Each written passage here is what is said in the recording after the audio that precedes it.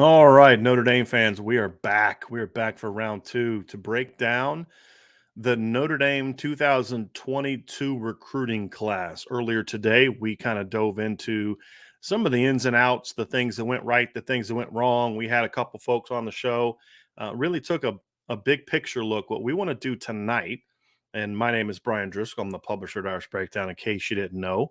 Vince D'Addario, our football analyst, will join us shortly. He's running a little bit behind. I tried to stall as long as possible to give Vince time to get here, but the show is going to focus on sort of just what this class is. We're going to look at it we're going to go position by position. We're going to break down we're going to break down each position group. We're going to talk about what the need was coming in, and the grades will be based on, did you meet your need? That comes from a number standpoint. It could come down to, in an offensive line class, you needed more tackles than guards. It could mean you need more D tackles than D ends. It could mean more corners than safeties. Did you meet your need? What were the needs? Did you meet your needs? And what kind of impact talent that you got? Because at the end of the day, all three of those things matter. And so you've got to be able to meet your needs and meet your desired numbers needs, and then your talent needs. And so that's what we're going to look at. And we're going to start with the offense, and we're going to go quarterback. We'll go running back, wide receiver, tight end, and offensive line. And then we'll go defensive line, go linebacker, cornerback, and safety as we evaluate it. And we won't spend a ton of time getting into the special teams, other than what I can see from Bryce Mcpherson, and that's a position group I don't spend a ton of time evaluating, to be honest with you. It seems like he's a very talented player, and the people that do get paid for those kind of evaluations think very, very highly of him. So that's obviously a big part of meeting your needs, but it's just not something I'm going to quantify and give a grade for. So we just want to kind of talk about just the big picture nature of how this class stacks up. You know what I mean? Sorry, real quick. I'm talking to a potential guest. That's part of it too, right? So we'll hand out the grades, and then at the end, we'll kind of say, where does this class close the gap? Where does this class fall short? And does it move the needle at all? That'll be sort of at the end of it. So I want to start with the offensive class, and I want to start with quarterback, because I feel there's two reasons for that. Number one is, as we've said a million times, quarterback is a very important position. And we got some super chats we'll get to here in a little bit, but I want to kind of dive into this first. Quarterback is a very important position when it comes to, can you win a championship? We've talked about this a million times. Teams that win championships tend to have pretty good quarterback play. Notre Dame has not had championship caliber quarterback play for much of the last 12 years. There's been spots here and there, but it's never been to the level that I think you need to be consistently to win big games, to compete for championships. So what you looked for in this class was part need, and then part, the quality of the player. I think Steve Angeli is a good, solid football player. I think he does some good things. I wrote in my grades at irishbreakdown.com, I wrote that Steve Angeli, to me, is kind of like a Sean Clifford, Jack Cohn type of player. I think he's probably more Sean Clifford than he is Jack Cohn. I don't think he's as accurate as Jack is on intermediate type of things. I don't think that he is quite as decisive as I think Jack was coming out of high school, but there's a lot of similarities. I think the Clifford similarity works a lot better. It's much more similar arm strength wise and athleticism wise. And that's a good football player, but I don't know if it's a football player that's going to win you a championship. I think the other reason I gave it a C+ grade, I should start with that. My grade was a C+. The other reason I think it's a C+ grade is because I think the case could be made that you did need a second quarterback in this class. Now, if they go out and get a quarterback on the transfer portal, and again, when I say quarterback on the transfer portal, I'm not talking about somebody come in and compete with Tyler Buckner. I think in Drew Pine, I think it's time to let those kids battle it out. Let them compete for the job. But I do think there's a depth needed, and I don't know if Ron Paulus III is that guy.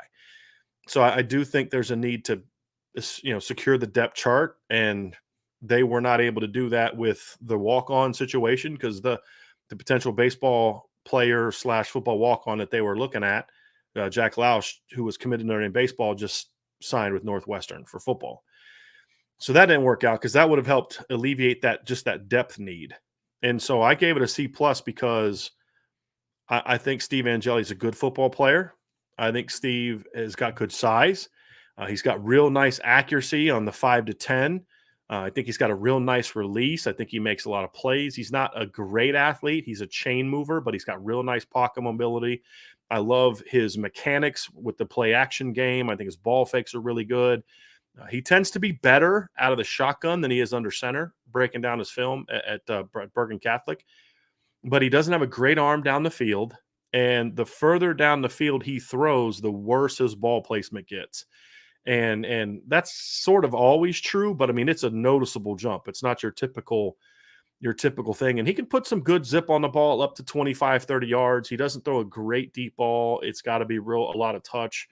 But he throws high a lot when he throws over the middle down the field. That concerns me a little bit because that gets into the INT zone. But I've never liked his ball placement. That's probably my biggest knock on him is I just don't love his ball placement beyond like 7 to 10 yards. And well, ball placement is true accuracy, right? And that means and that's what made Jimmy Clausen so great. It wasn't that it was the 68% completion percentage. It was the fact he could just put the ball wherever he wanted. If it means low and away, you put it low and away. If it means you got to put it on the back hip, you put it on the back hip. If it means you got to throw it on his ear, you throw it on his ear. Accuracy is just that's what accuracy is to me. Completion percentage is how many balls get caught. I mean, you could have a lot of easy throws. You could have receivers making acrobatic plays. You could have guys coming wide open. It doesn't necessarily dictate how accurate you really are as a quarterback. And so to me, when I watch Steve Angeli, he doesn't have great ball placement to me. And in this offense, I think ball placement is even more important than in some of the air raid offenses where you're really scheming guys up. I mean, you've got to have pretty good ball placement in this offense. I think that's something that at times has hurt Jack Cohn on down the field stuff is his ball placement down the field has not been as good. And that's something that has hurt Steve Angeli in high school as well. So quarterback is C plus, and C plus refers to the standard being, is this going to help you win a championship? That's where these grades come from. It's not compared to past years. What's the grade relative to what is needed to win a championship? So quarterback is going to be a C plus. And when we get done with this portion of the show, and we're going to go through some comments. I'd be curious I'd be curious to hear from all of you how you view the grades. And I think that'll be kind of fun. And at the end, we'll put some of those up there. I think that'll be fun. So I'm curious to see what you guys are. I see Kenny Moore's got one in there. And what I'd like for you to do is, just throw the grade, but then just real quick, just kind of tell me why, that's the case. Running back. So let's talk a little bit about running back. Running back, there's a couple position groups that I have a feeling I'm going to be a little higher on than some people, and a couple that maybe I'm not as high on as some other people. Running back is a position that I'm a lot higher on than a lot of other people. When I look at Jadarian Price, I liked Jadarian Price when he signed. He was a good player, top 200 caliber guy. Now that he's a senior, the running back grade has gone up for me, and I gave it a B plus. And here's why I gave it a B plus. I gave it a B plus mainly for the numbers. Notre Dame wanted a second back in this class. They tried for a second back. They came up short. So they came up short of the numbers that they were pushing for. And I think when you look at the backfield, I think they're kind of okay. I think you'd like to have a fifth back, but you also don't want to overload with bringing in two backs every year. And so I think that the B plus for me comes from the need. If I felt that Notre Dame wanted one back, I would probably bump this up to an A minus. And the reason I say that is Jadarian Price's senior film was outstanding. Absolutely outstanding. And when I look at Jadarian Price, I see a kid that I was talking with Brian Smith last night, and he and I were talking about Jadarian, and his comment on Jadarian Price was, because he saw him in person, I said, hey, I want to give you a comparison, and I want you to tell me what you think. And Brian tends to be a bit of a tough grader like I am. And it was, I see a kid that reminds me a lot of Ronald Jones coming out of high school.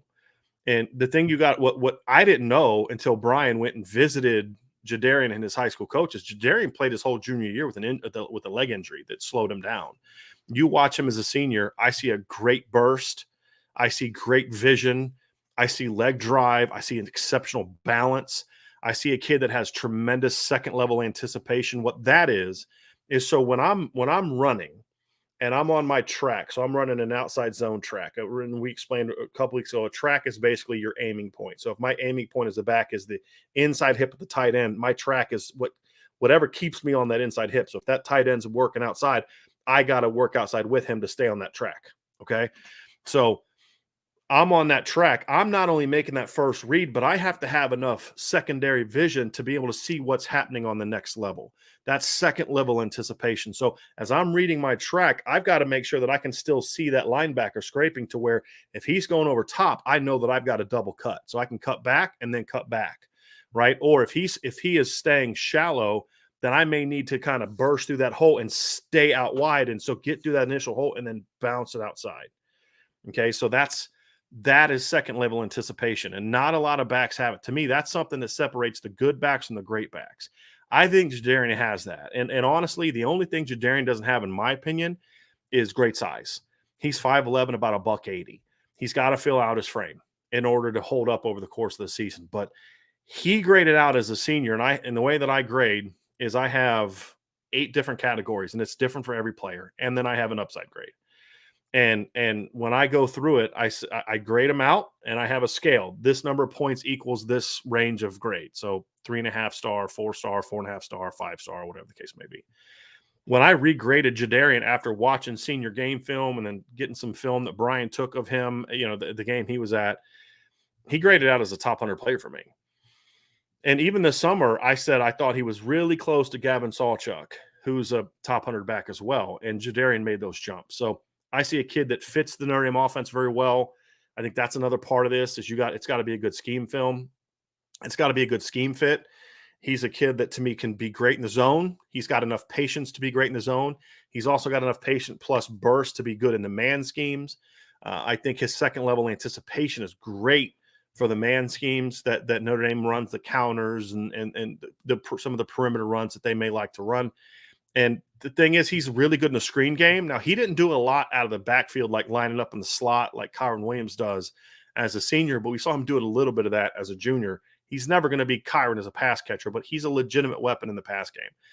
Now, he's got to get better in pass pro, and that comes from just getting stronger and really filling out his frame and getting the opportunity to do it. But when I see Judarian Price, I see an excellent football player. But again, the B+ doesn't come from him. It comes from the potential of, do you need a second back?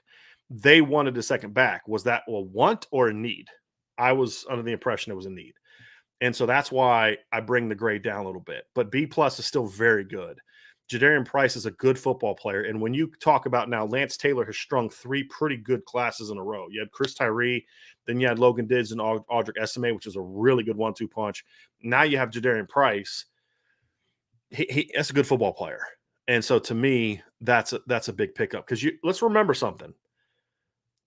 When they took a commitment from Jadarian Price, Gavin Sawchuk, Nicholas Singleton, and Dallin Hayden were all still on the board, and Notre Dame was considered either the leader or in the top 2 or 3 of all of them. So when they took Jadarian, they knew that even if they took 2 backs, one of those guys they couldn't take.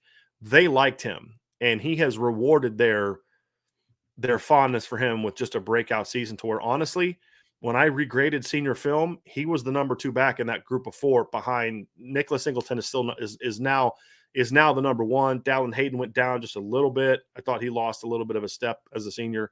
But I think the running back grade is very good. So B+ for me for the running backs.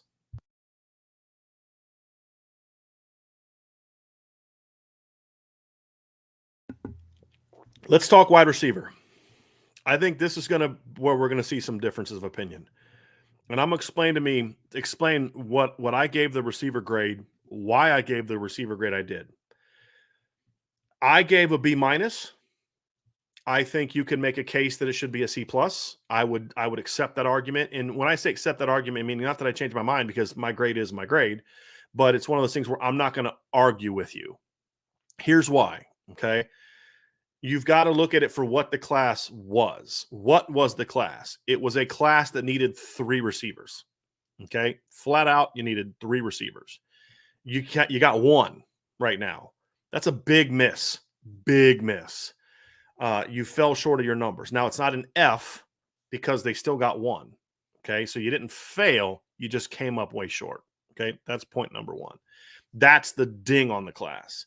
Came up way short, and it involved bad strategy, all that. Talked about that in the earlier show. I don't really want to get into that again.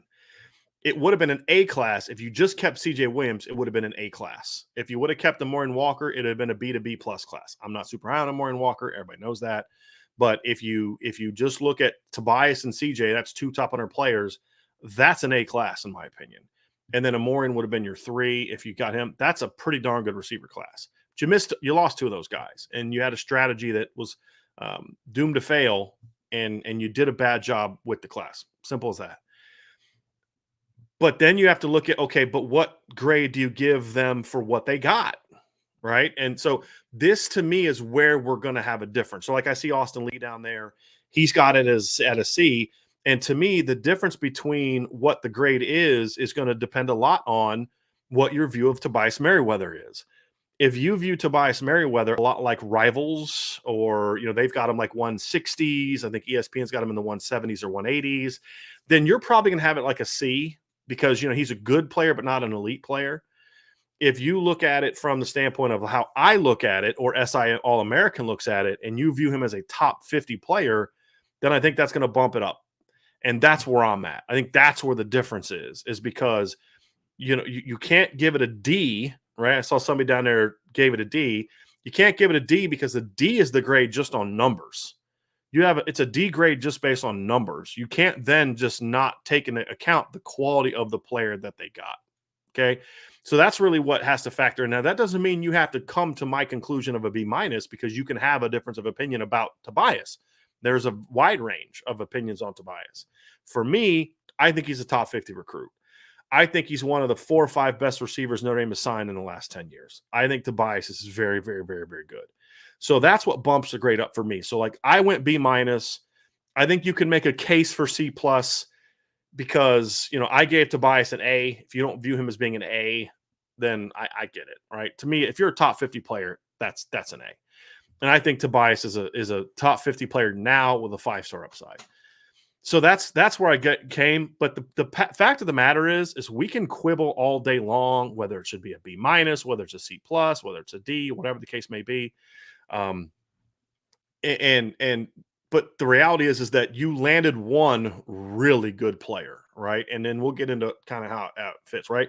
What I love about Tobias: great length, great ball skills, athletic, really understands how to run routes, can make plays after the catch, can play a lot of different positions. He's not really a boundary guy right now because he's skinny and he's got to get stronger.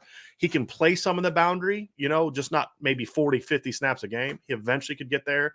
He can play the slot. He has a really good feel for getting open. He can play outside. He's a guy that can stretch the field. He's got really good long speed.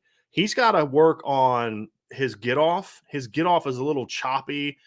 When he's facing off coverage, he's got a really nice press release. I mean, he's got a better press release move than anybody that Notre Dame has on the current roster, which is more of an indictment of who's teaching those guys how to do a press release than it is, necessarily saying Tobias is phenomenal. But, to me, I see a really good athlete, really good ball skills, high IQ football player, and a tough kid for someone who's skinny. You watch him on defense, he'll hit. Now, he doesn't hit real hard because he's so skinny, but he'll hit. He's not afraid of contact. We didn't see a ton of this as a junior, but on his senior film, there's plays where he's making catches over the middle with 3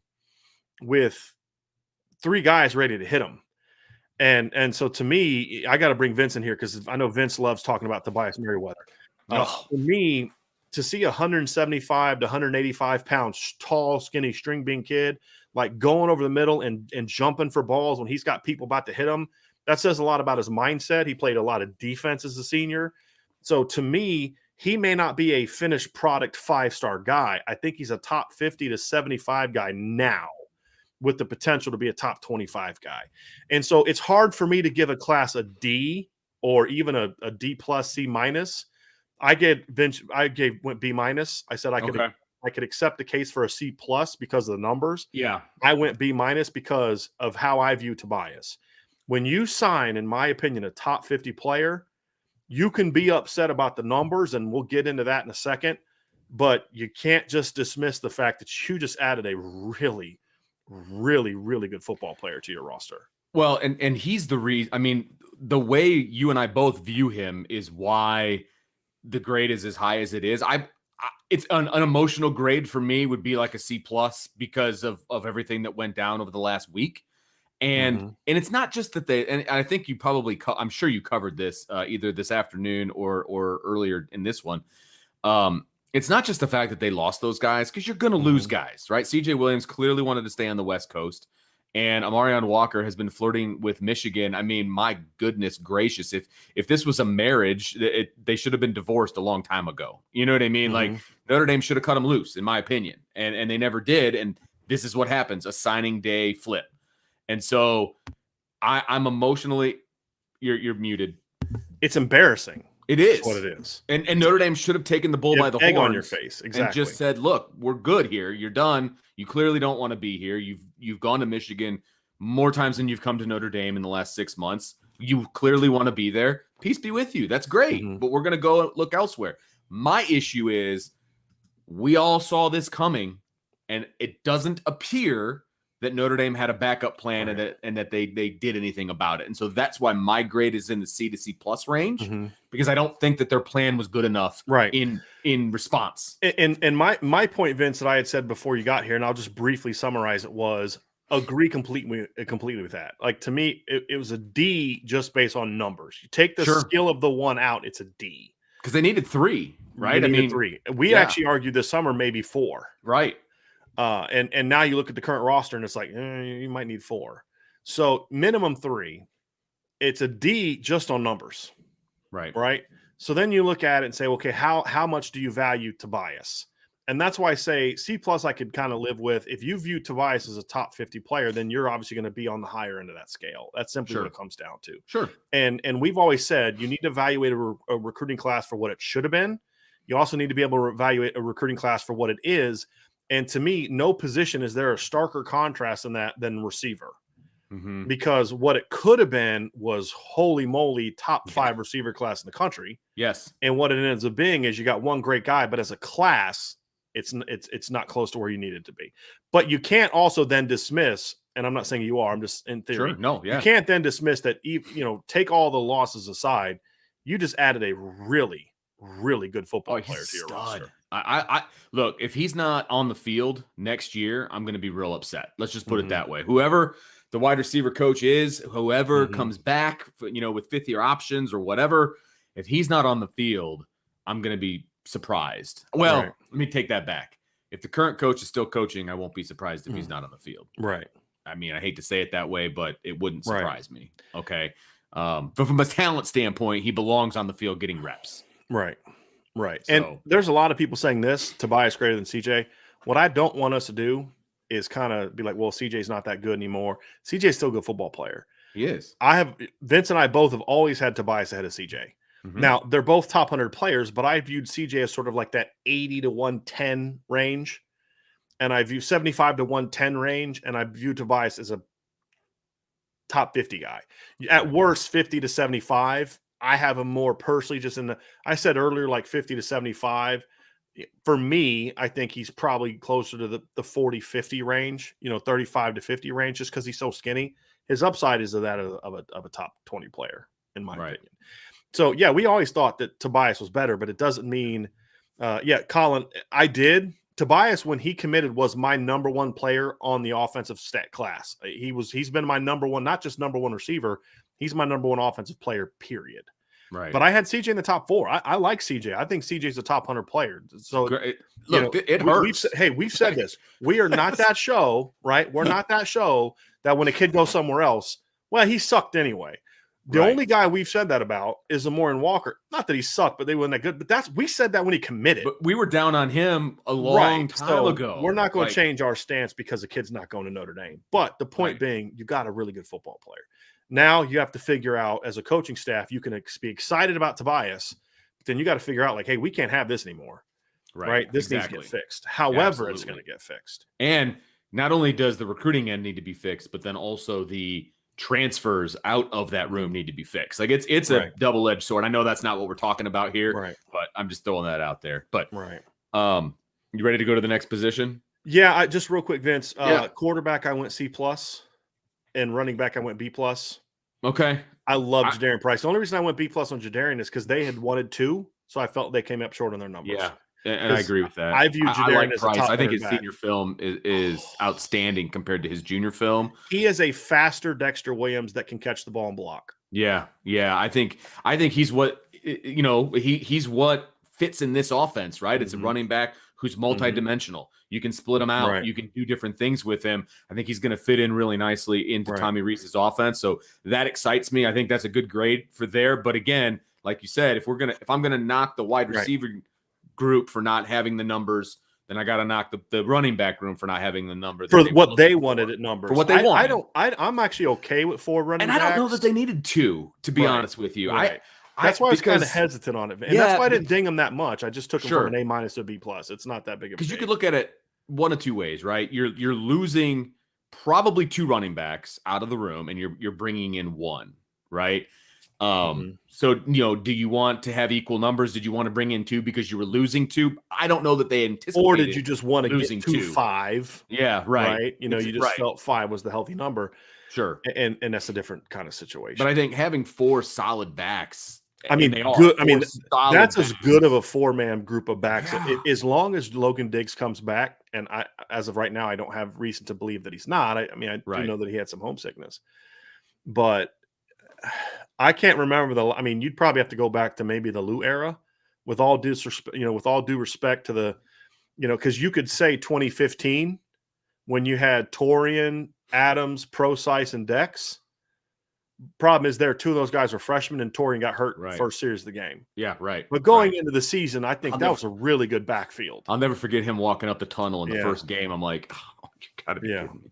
But no, I think this is going to be a deep class, and I think, and I totally understand Logan Diggs being homesick. I was homesick my first year in college. It was far away, and most kids do get homesick. I get it, but he's going to get the rock on January 1st. Yeah. And hopefully that kind of erases some of that homesickness. I'm hoping. Yeah. Now, just real quick, the players that we've discussed so far, Steve Angeli is an early enrollee, as is Judarian Price. Tobias Merriweather is not. So just I want to start adding that as we go through it, based on my understanding of who is coming. So, Vince, let's talk now. The next 2 position groups. This is Tobias and Jadarian are great individual players, right? But as a group, as groups, these next 2 is really what the heart and soul of this offensive class is. And we're going to start with the tight end class. No question. A for me. You landed 2 of the better tight ends in the country, in my opinion. I think Holden State's Rivals dropped him to a 3-star, which just further signifies that Rivals is just a garbage rankings organization. Seriously. I'm sorry. There's nothing about that kid that's a 3-star player. He's got 4-star size. He's got 4-star athleticism. The only thing he doesn't have is production. That's because of the system he runs in. And so you look at Eli Raritan. If you're someone who likes player comps, he just screams Kyle Rudolph. Yeah. Holden Stace to me is a lot like, he's a thicker version of Durham Smythe coming out of high school to me. Athletic, similar body type, 6'4", going to be 250, good athlete, can stretch the field, good hands, can block, he's got blocking potential. I think that's the comp for me. I like this 2-man class. Now, neither of these guys is Michael Mayer, right? But not many people are. I was going to say, that's an awfully high Eli bar. Raritan's a top 100 to 125 player, in my opinion. Holden Stace is a top 150 to 175 type player with a very high ceiling, because he's still kind of raw. There's things he's got to work on. But just raw God-given ability, this is an outstanding. It's not as ready-made as like Cole Kmet and Brock Wright were just big and strong enough. They were ready to go like day freshmen. 1. Yeah. Right. They look like going to need it. Yeah. This Yeah. group's going to need that year in the weight room. But man, from a pure talent standpoint, this 1-2 punch is this. You go name me another tight end group, and I'll argue with you all night long about Notre Dame's being better. And I'll tell you something. Can I say something else? Here's another reason I gave it an A. Because the staff made a big mistake recruiting, and instead of being like, well, we screwed up, they fixed it. Right. And let's take you back to the beginning of this recruiting cycle. They got a commitment from a kid named Jack Nichol. Now, Jack is a nice, solid player, I forgot but he's about a him. 3-star. Mhm. He's a nice, solid player. He's a I Georgia remember Tech, talking about him. Michigan with State you. kind of kid. Yeah. Nice kid. And the staff realized they rushed it.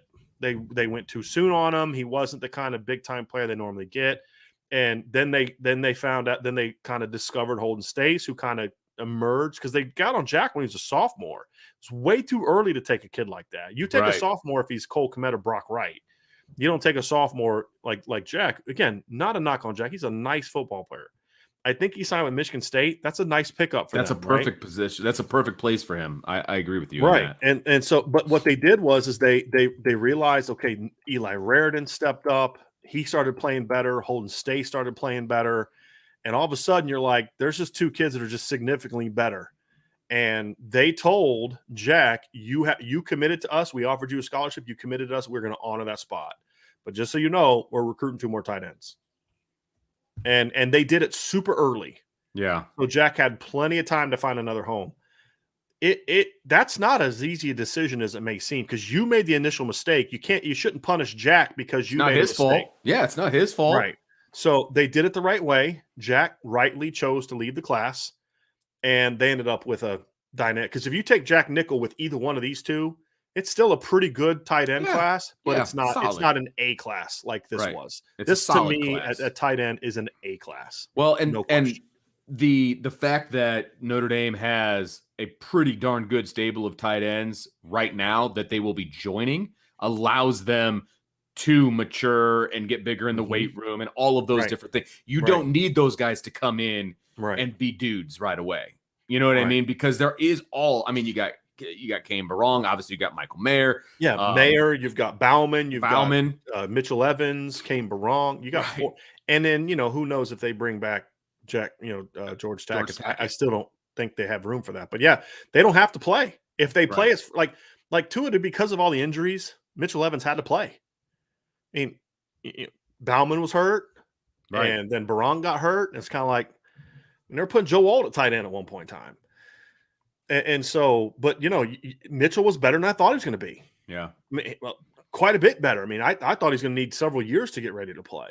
And he helped them. Now, again, he was limited in what he could do, but I mean, but he didn't embarrass himself out there. But it's anticipated. Like I was never expecting him to be a dude. You know what I mean? Right away. I just he held his own. He's a tall, skinny kid that played quarterback in high school. He held his own. Exactly. Yeah, he held his own. So the point being, you can give these guys time, but just raw talent, Vince. I mean, I don't know if you'd go all the way to A, because like A to me. So the way I look at it is like A is like that's the kind of group you can win a title with. Mm-hmm.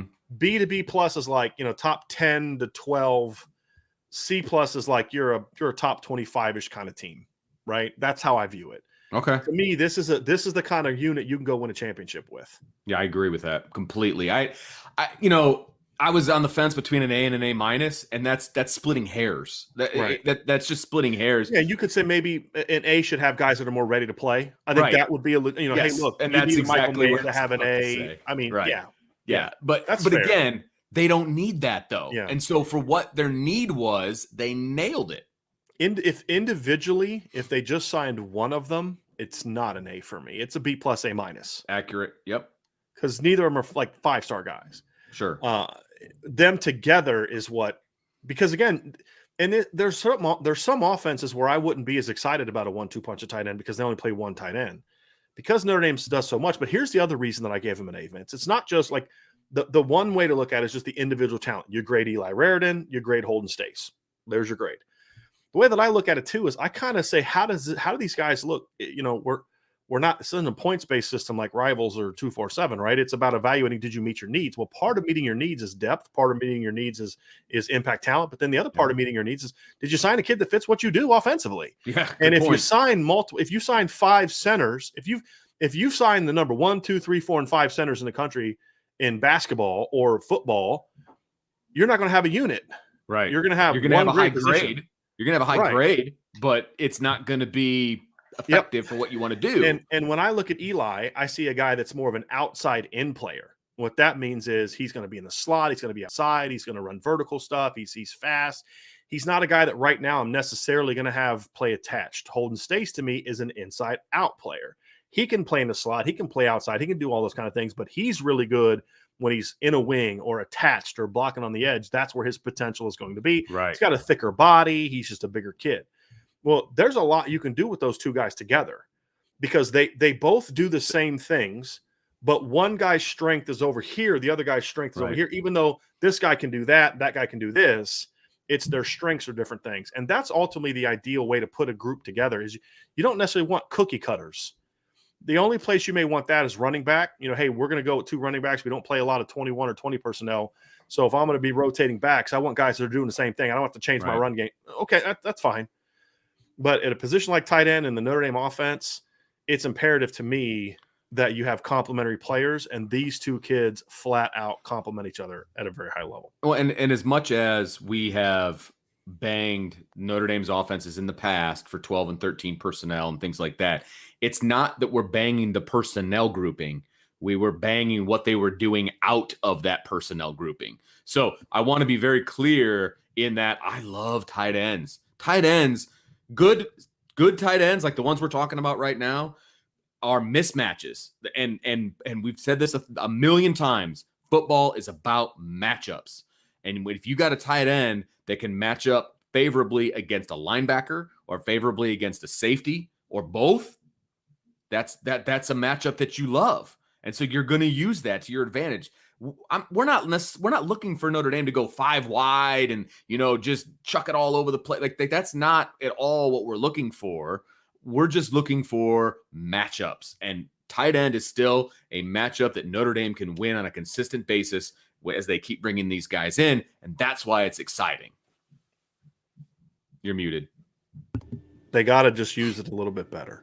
Yeah. That's going to be the key for me. Yes, no question. And this is a group that you can use together. Yeah, they complement each other very well. For me, there's a debate that was going – not a debate, but a couple comments that said that Raritan's a better athlete than Holden Stace. I would actually disagree with that. I think Raritan is more explosive. I think he's vertical. He is – I think Holden is more of what I define as athletic. I think, and part of this depends on what you define as being an elite athlete. I have seen plenty of elite athletes who aren't fast. And I've seen a lot of fast guys that aren't necessarily elite athletes because if all you can do is run in a straight line, you're just fast. You're not an elite athlete.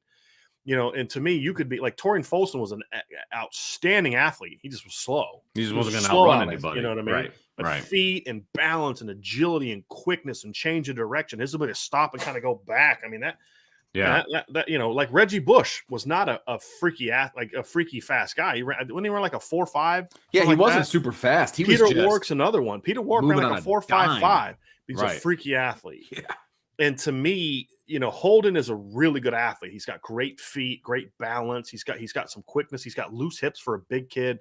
Eli has a little bit more tightness, hip tightness and those type of things, at least now. It's just kind of like which is why I keep saying the Kyle Rudolph comparison makes a lot of sense.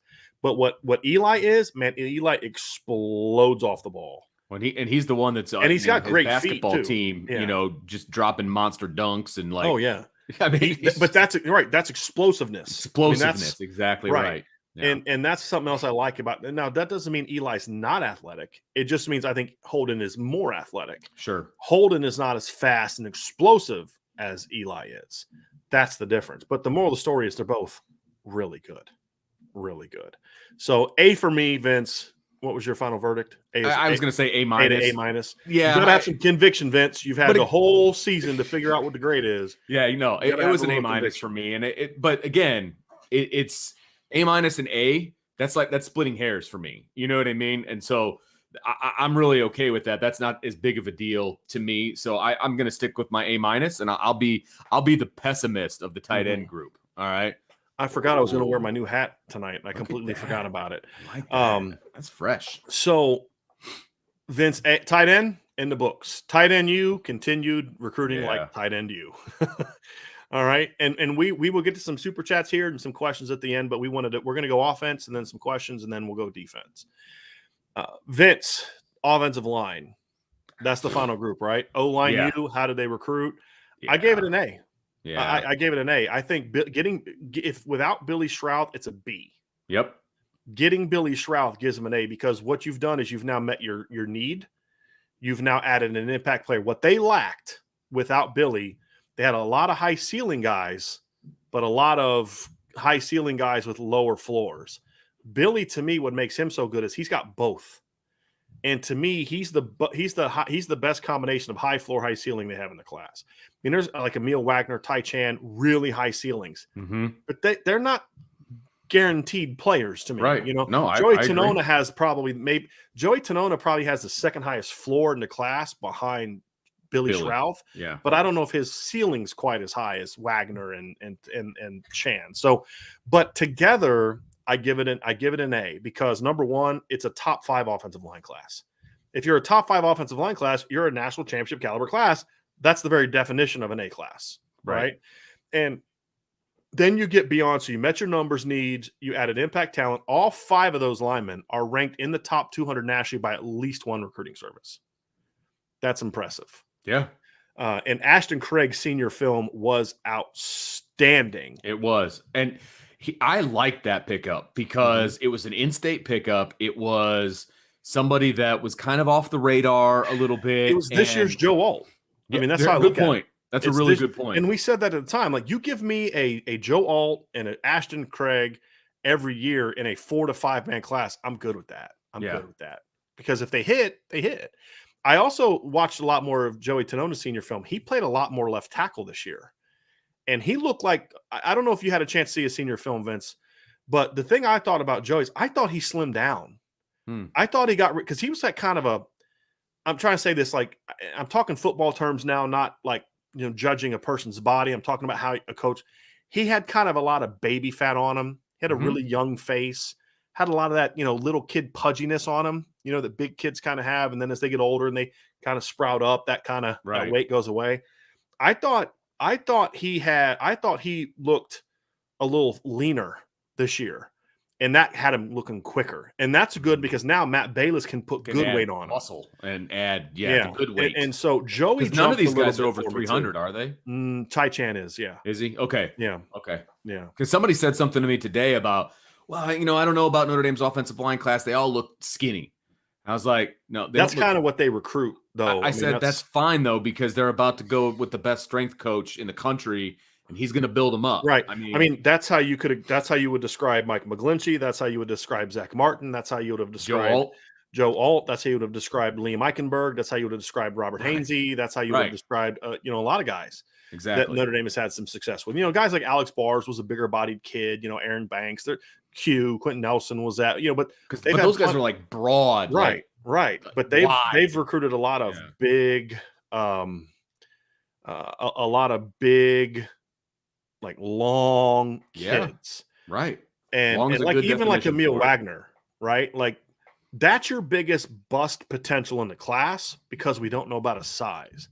But if he can get to 290 and play like a 290 pounder, right? Because look, anybody can get to 300 pounds. That doesn't mean it's a good 300 pounds. Doesn't mean you're going to still be athletic at 300 pounds. Right. If he can get to at least 290, because Robert Hainsey spent most of his career around 290. Zac Martin didn't get to above 295 till his 5th year. Right. If he can get to that level and play like a 290 pounder, he might arguably have the highest ceiling of all these guys we've talked about. Right now, he's got the biggest gap, and so when you look at that from that standpoint, man, it's like, that's also impressive. This is and something I think they've gone away from in recent years. I don't think Jeff Quinn recruited a lot of tough kids. Like a lot of athletes. That's a really good point. That's a really good point. There was no Quentin Nelson, just mean. Blake Fisher was that way, right? That's what Michael Carmody was that way. But a lot of these kids were kind of, they were athletic dudes, right? Like, sure. Like Joe Alt's a technician. Now he's a competitive kid, but he's just not. Joe will battle, but he's just not a real physical mauler kid. He tries, but he's just not powerful, I guess is a better way of putting it. Sure. Tosh Baker's not that guy. He's just more of an athletic guy. Caleb Johnson's not that. I mean, Caleb's an effort guy, but he's not like that real fit. The kids in this class can, even a guy like Emile Wagner, you go watch his film. We talked about this when he committed. I thought he was going to be this super athletic, pass pro guy that wasn't real physical. Exact opposite.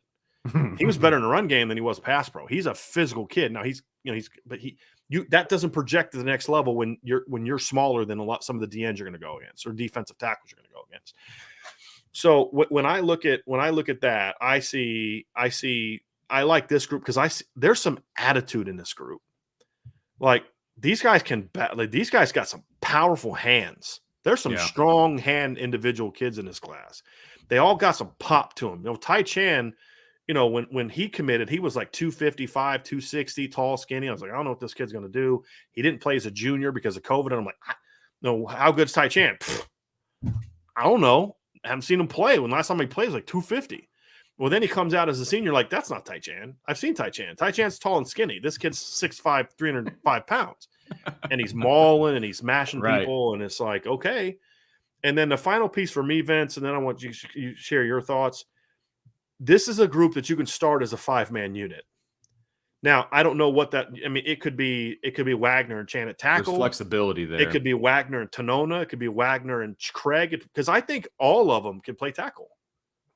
I think Ashton Craig can play tackle. I think Joey Tennon can play tackle. I don't think Joey Tenon's best position is tackle, but he can play it. I think let's say you go Wagner and Chan, and then you've got Craig at center, and then Tenona and Shrout at guard. If that group eventually gets to that point, I mean, that's a pretty good lineup. And the reason I go A2, Vince, is because I'm a believer, and I try to be consistent. I've always believed, and I've said publicly in a show, that 5 really good offensive linemen that are playing together is an elite offensive line, even if you don't necessarily have an elite offensive lineman. And you can have an elite offensive lineman or 2, but if your unit's not good, you're not going to have an elite offensive line. It doesn't matter. And that's really what it came down to. It's maybe there's not a top 50. There's no Quentin Nelson in this group. There's I don't even know if there's necessarily Liam Eichenberg, who I had as a top 50 player in the number 1 recruit in the 2016 class. There's no Blake Fisher, but as a 5-man group, boy, this is as good. And no one's even talking about the class anymore. It's all about the hat. I know, sir. And even my father-in-law is talking about the hat. So there you go. But to me, that's why I went with A on this, Vince. What are your thoughts? Well, it's A for me, number 1, because they got Billy Shrouth at the last second. And I think that was huge. That he was the anchor of this class. But it's A as a group because of the balance. I mean, I'm not going to repeat everything that you just said, but it's because of the balance. It's not like you said, they didn't just go out and get 5 interior guys, and they didn't just go out and get 5 tackles. Although I am a fan of guys bringing in tackles and turning them into whatever, right? I am a huge fan of that. And that was kind of the Harry Heastand way of recruiting. And I loved it because if you're a tackle at your high school, you're most likely the best offensive lineman at your school because they're going to put you at tackle, right? And so bringing in 5 of those guys, then you're going to be great. Those are going to be the 5 best guys at their school. I mean, it's a given. And this is coming from a high school coach that generally put our best guys at tackle. Now, we like to pull a lot and do some stuff. So we like to put our best guys at guard, but that's a different conversation. But that I like that strategy. But this group, I feel like the top 4 guys are really solid, like just solid guys. And I love the pickup of Craig. I just think that he's obviously not a guy you want to build your class around, but he is. You're muted, Brian. It's okay. If I'm muted, just keep talking. Okay, sorry. I'll figure it out. Why is this freaking guy ignoring me? This is my show. You don't ignore me. Oh, wait, I'm muted like an idiot. You'll just be like banging your fist and you want to. Yeah, exactly. Yeah. But I love the pickup of Craig because I think he just fills it out. He just fills out this class. You've been consistent about that one. Yeah, I love that because he's just gritty. I love his film, even his junior film. His senior film was so much. We both liked him. You liked him even more than I did. I think it's your Indiana State bias. Definitely possible. But man, his senior film, I mean, he's got some nastiness to him. And that's what I love. Yeah. Props to Jeff Quinn and Tommy Reese for identifying him, Absolutely. And passing on a kid like Carson Hinsman, who's a really good football player for him. If you're going to pass on Carson Hinsman to take Ashton Craig, you better flip and pan out because Carson Hinsman's a really good football player. And Ashton, look, there was a couple times in this class on offense that they took a flyer on a guy that I'm like, I'm not sure if maybe that was the right move. And it 2 out of 3 were home runs. Judarian Price and Ashton Craig. The third one, Morrison Walker, didn't pan out so well. No, it didn't. But the other 2 really, really panned out. Somebody asked a question too of these 10 guys, how many can play in the offense in the NFL? Most likely, only half of them will. Just kind of how it pans out. Just the numbers. If it really hits out well, 6, because some of these guys just aren't going to, be starters because they're going to be going around. But I looked at the 2013 and 14 classes, which was the best 2-year production of NFL players that I could remember off the top of my head. And in a 2-year stretch, you had 10 offensive linemen or 9 offensive linemen. And to me, 4 of them went pro, but that's an asterisk because 5 of them would have. Steve Elmer didn't go pro because he would have. Football. He would have. After his junior, he would have gone pro. He would have played in the NFL. No question. If he wanted to, stay with football. But still, 5 out of 9, that's a pretty good hit rate. You had Mike McGlinchey, Steve Elmer, would have Quentin Nelson, Alex Barr, Sam Mustipher, all NFL players. The guys that weren't, Hunter Bibbin, Colin McGovern, John Montelis, and Jimmy Byrne were the guys that didn't. And then you look at the 2016 and 17 classes, it depends on what happens with Josh Lugg, right? True. But then Tommy Kramer injuries, I think. I mean, so it was like about you had 7 in those 2-year span. You had Liam Eichenberg, Tommy Kramer, and Parker Boudreaux in one class. Although you could say Parker Boudreaux went pro wrestling, but he did actually. He's trying. I know he did. Yeah, I remember. And then the next year you had Robert Hainsey, Aaron Banks, Josh Lugg, and Dylan Gibbons. Well, Liam Eichenberg went pro, and I still believe if Tommy Kramer doesn't have all the injuries, he would have been a 6th or 7th round draft pick at worst, if not for the end. He had some bad injuries he played. That was one tough flipping kid. There's a lot of people that would not have been able to play with a back, a shoulder, a knee. I mean, that kid was banged up and he kept playing. He was a warrior, as close as a what a football player can be to a warrior. Robert Hainsey and Aaron Banks were both drafted. Now, if Josh Lugg gets in the NFL, whether it's drafted or gets signed like Alex Bars and Sam Mustipher did, then that obviously jumps that rate up. But that's 3 out of 7. I mean, that's close to 50%. That's okay if he doesn't get hurt. It's 50%.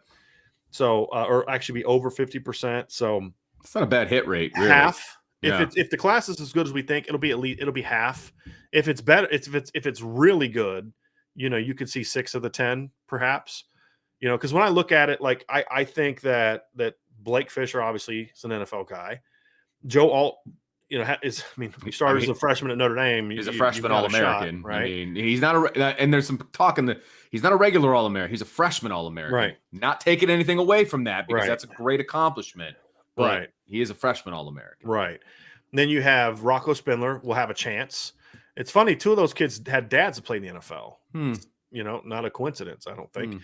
No. And then this year's class, I think Chan has a chance. I think Billy Strouth obviously has a chance. And then it comes down to how does Emile Wagner develop? If Emile Wagner can What's get up the that ceiling? right. Yeah. I mean, if he can get to 290 plus and play like it, get kind of creeping up on 300 pounds. I mean, he's so athletic and long, he'll get a shot to play in the NFL, and maybe even be a high draft pick. I mean, if he can kind of fill out like Tyron Smith filled out, then, he could be a high draft pick because athletically he's there. Right. And then it's, Ashton Craig, how does he fill out? How does Joey Tennon? I mean, there's so much with there's offensive too many, line, but these guys there's are not, 18. other than Pat Coogan and sort of Caleb Johnson, but even he could fill out. I mean, most of these guys, like if he reaches his peak, he's an NFL player. It doesn't work like that. You don't have in a 2-year span, all 10 guys reach their peak. It doesn't work that way. Right. As much as I would like it to. No, so, absolutely. That's the offensive line, Vince. You said A-, correct? No, I said A. Okay. I tight end was the one you were. Yeah, okay. tight end went A-. But O-line, as soon as they got Billy Strouth, it was like I'm submitting my report card. Like we're good. Let's go. So now we get down to the final part, Vince. Is what do you give the class as a whole on offense? This is the harder part. See, because I'm actually gonna go. This is gonna sound kind of strange. I'm gonna go B to B-. Mm-hmm. Now, it doesn't make sense to do that when you look at my grades. I have 2 A's, I have a C+, I have a B+, and I have a B-. The reason I'm going to say that is because the one position where they have to be good, the 2 really where they had to be good in this class, they came up short. Yeah, and that's exactly my reasoning as well. It was probably B. Before you said yours, I was thinking just B, like straight B. That's where I'd probably be. Because they don't have the game-breaking wide receivers, plural. Right. Plural. Okay. And they don't have a game-breaking quarterback. And we would be doing a disservice to the people that are watching and listening if we said that they're good to go at quarterback in this class, because we have said they need a game-breaking quarterback to win a national championship. To give them a better chance to win a championship. Right. To give them a better chance. I still feel like if they would have done what they needed to do with this class, this team could have competed for a championship with Jack Cohn. That's just what I believe. I know people that don't. No, I'm with you there. But this is an anomaly of a season, right? Also because there is no – look, you look at the playoff, every one of those there's Bryce Young and a bunch of mediocre quarterbacks, in my opinion. Yeah. With all due respect. I mean, whereas in the past it's been one mediocre quarterback book and a bunch of future top 10 draft picks. Right. I mean, right. So again, this is why I'm still ticked that Brian Kelly didn't do what he needed to do to get this team here. Yeah, because if they were in the Final Four, they have just as good a shot as anybody to win this thing. Agreed. In this field. And remember, Jack Cohn would have to outplay Stetson Bennett, Cade McNamara, and Desmond Ritter's a good player, but he's not Trevor Lawrence and Kyler Murray and Joe Burrow and Tua Tagovailoa and all those kind of guys. So sure, and but yeah, and again, we did a show before the season even started about the parity that will happen this year in college football, and it's probably even been more so than what we thought it was going to be. So yes, this was an opportunity, and it was missed, and it just is what it is. But yeah, it's a B for me because of the quarterback position and because of the wide receiver position, and those are two just super important positions that they missed on. In my opinion, they missed on them. Get to a couple super chats here before we go to the defense. Jordan Schreiber says, Notre Dame recruiting with another great class. Time to kick it up a notch with elite QB top 50 talent. What do you think needs to most be improved? What we just said, quarterback, receiver. Yep. That's it. I mean, it's that simple. I mean, because look, I think that Judarian Price is a great running back. I think he could be really, really good. His upside is he's at least really good. I don't know if I'd call him great, but you don't need a great running back. Right. When you got an A offensive line and you got a B running back, you're gonna have a really good running game. Right. He's better than a B running back, but I like that. I look, and again, it's quarterback and receiver. You just gotta get better there. I think I love what they have a chance. This is one of the 5 to 6 best defensive classes in the country, in my opinion. It comes down to offensively. You just you say, well, maybe D tackle, but they were not going to. I mean, they decided to bet on the Heinisch kid playing like a Heinisch, right? And they don't have a great need at defensive tackle because they signed some last year, and Aiden Keanaaina got an additional year. They're and deep, Riley Mills has got all those guys from last year had COVID year. All those young, Howard Cross, Jacob Lacey, they all got COVID years. So I think it helps as well. But yeah, it's really about quarterback and receiver because the defense has been pretty good. Yeah. Jay Wiki Jr. with a super chat. Thank you for that, sir. For what it is, a class where BK left very late in the process. I think it turned out well. It could have been so much worse. I'm glass half full, and you should be. Yeah. I mean, look. We talked a lot on the earlier show, Vince, and you used to listen to a little bit.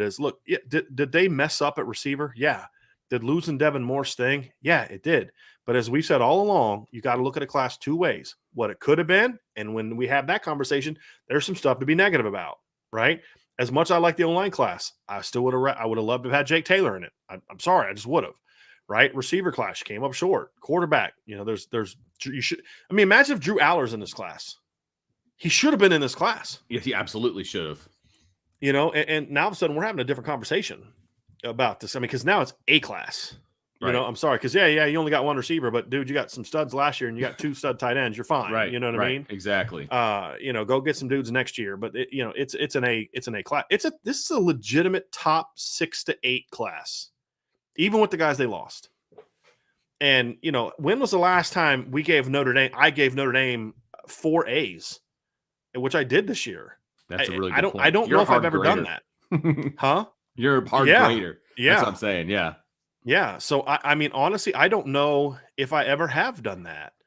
And I gave an A+ this year to a position group, which we'll get to in a little bit. I've never given an A+ before. This is the first time I've ever given it. I didn't even know that was a possibility. Yeah. Yeah. I mean, it's just like when it's like, okay, I don't know if you could have done better. I mean, you literally got every guy you wanted. and they're all really good. Yeah, I have a feeling I know what position group that is, but yeah. Not a hard thing to figure out. No, it's really not. I mean, I think the thing closest you could find is Harry Heastand's 2014 class. I mean, Quentin Nelson, Alex Bars, Sam Mustipher, and Jimmy Byrne. Jimmy Byrne was a really good prospect. He never got any ounce better, but he was a 4-star kid that Ohio State wanted. Mhm. That was probably the closest I would say to that. But look, this is the thing. I'm pissed about how the receiver thing played itself out. But what bothers me more, and I don't know if you heard this tonight, Vince, because I know you listen to WSBT, but I was on WSBT tonight. So part of the reason I'm ticked off is because it's taken away, it's distracting from what otherwise was a really good class. Mm-hmm. It was a really good class other than what happened with Dell at receiver. And even there, your best offensive player was a receiver. In my opinion, best offensive player. People could debate that. There's, you could go Judarian Price, you want tight ends, offensive lineman. For me, he's the best player. So, that's where I'm at. Jesse Ferguson with a super chat. Thank you, Jesse. Seems like the linebacker hall and the O-line hall are the two best groups in this class. 9.5 out of 10, followed by tight end and cornerback, 8.5 out of 10. See, Jesse just changes the whole grading system. Plus one really good wide receiver running back. And one really good running back is okay because, honestly, like Vince and I said, we dinged them a little bit because they wanted to. I'm okay with one. It's not like they didn't have anything already in the stable. If they would have just said, we just want one, I would not have dinged them for just getting one. Sure. Right. But we knew they wanted two, and they missed out on guys. I mean, they just did. Right. But yeah, I think linebacker and O-line are the two best groups. I would say that's true. I think you can argue tight ends, and there's one other position group that I think could be in that conversation after line. A linebacker is the best. It's the only A+ I gave. It is linebacker. So, I mean, it's not like a really hidden secret. It's not like busting out corners, although I'm very, very high on the corners, as we'll get to. John Long says, any chance we can get our grading scale of individual players? That would give us a chance to try and grade players on our own and compare. I'll release that tomorrow, John. It'll be at Irish Breakdown. So it'll be on the front page at Irish Breakdown. I'll post it on the message board if you're on the message board too. That'll kind of where I put my grades. So I've already graded them out. That's why Vince knows this. I got about 40 minutes of sleep last night. And actually it wasn't even last night. It was like between shows and when the 9 o'clock group batch of kids went, like as soon as Benjamin Morrison signed us, send and power napped for 20 minutes. But it was breaking down the film. It was grading the kids finally and just really diving into it. And so I'll have all that tomorrow. And I'll also have 2-year grades tomorrow. So I'm gonna have 4 recruiting articles coming out tomorrow. It's the class rankings, and I like to go offense and defense as opposed to one whole class. So I go, offensive class, defensive class, and you can kind of get an idea of where they'd rank together because I put the, top 50 caliber, top 100 caliber. And then I'll have the upside ranking in there too. So I'll rank them just as kind of what they are now, like the overall grade now, and then just the upside grade will be down at the bottom. Then what I'll do later in the afternoon is I'll put the 2-year grades because I think that's the best way to really evaluate your true success as a coaching staff, not from like a Rivals or 247 standpoint, but the best way to evaluate as a coaching staff is say, hey, why did you only sign 1 receiver? Well, we signed 4 last year. Or, why are you okay with them only signing 2 corners? Because they signed 4 last year. Why did they take 4 linebackers? Because they only signed 2 last year. So, I mean, I love evaluating that way. And I think that's when you're going to really see just how good Notre Dame's recruited the last 2 years. I mean, we'll have that show. Maybe we can do a show tomorrow night. I don't know if Vince will be able to do that or not, but where we kind of look at the 2-year grades, because that would be a fun show. Mm-hmm. And that's partly why I'm getting kind of excited about. And the 2-year grades is really how you how you evaluate how a staff is doing. Because the quarterback grade completely changes when you look at the 2-year grade. 100%. I mean, and the other thing is when you think about quarterback, like we're grading the 23 or the 22 class not necessarily in a shell because it is about how it fits with this group. Yeah, needs wise, but yeah, I mean, you want to get a stud ideally in every class. Right. But again, you still have Tyler Buckner and he's going to be around for a while. You still have Drew Pine, who I'm high on as well if Tyler Buckner didn't exist. You know what I mean? Right. So the quarterback room is not a C+, right? I mean, that also has to, be taken into account. So yeah, we'll have that tomorrow, and then that you're allowed to look at that, and that also is going to kind of include a short sort of film breakdown of each kid as well. It won't just be like here's the 10, here's the rankings of the 10, that kind of thing. So it'll give you some context as to why I have it the way that I have it. Mike Huff with a super chat. Thank you, Mike. If the quarterback recruiting isn't better, it doesn't matter. Yeah, it does. Yeah, look, if you put an elite team around just a good, solid quarterback, you're going to be really good. Will you be good enough to win it all? Depends on the year. Mack Right? Jones. I mean, I realize that's in a nutshell. He became a star, right? But he's not a physical freak. I mean, he's not. When they signed him, right? When they signed him, what was he? He was ranked 399 composite. Joe Burrow was 288. Now, right? I am not advocating that that's the bar that Notre Dame has. Okay, that is not what I'm advocating at all. Right. I'm saying you can win with a guy who spreads the ball around and does what he needs to do. Well, Alabama won the title in 2015 with Jacob Coker. Good point. So again, you put a great quarterback around the team. I mean, Ohio State won a national championship with Cardale Jones. So it's not unheard of to have. It's just so happened that in recent years we've seen great quarterbacks kind of be part of great teams. Right. But if you take Joe Burrow and put him on Vanderbilt's team, guess what? Vanderbilt's not a national champion.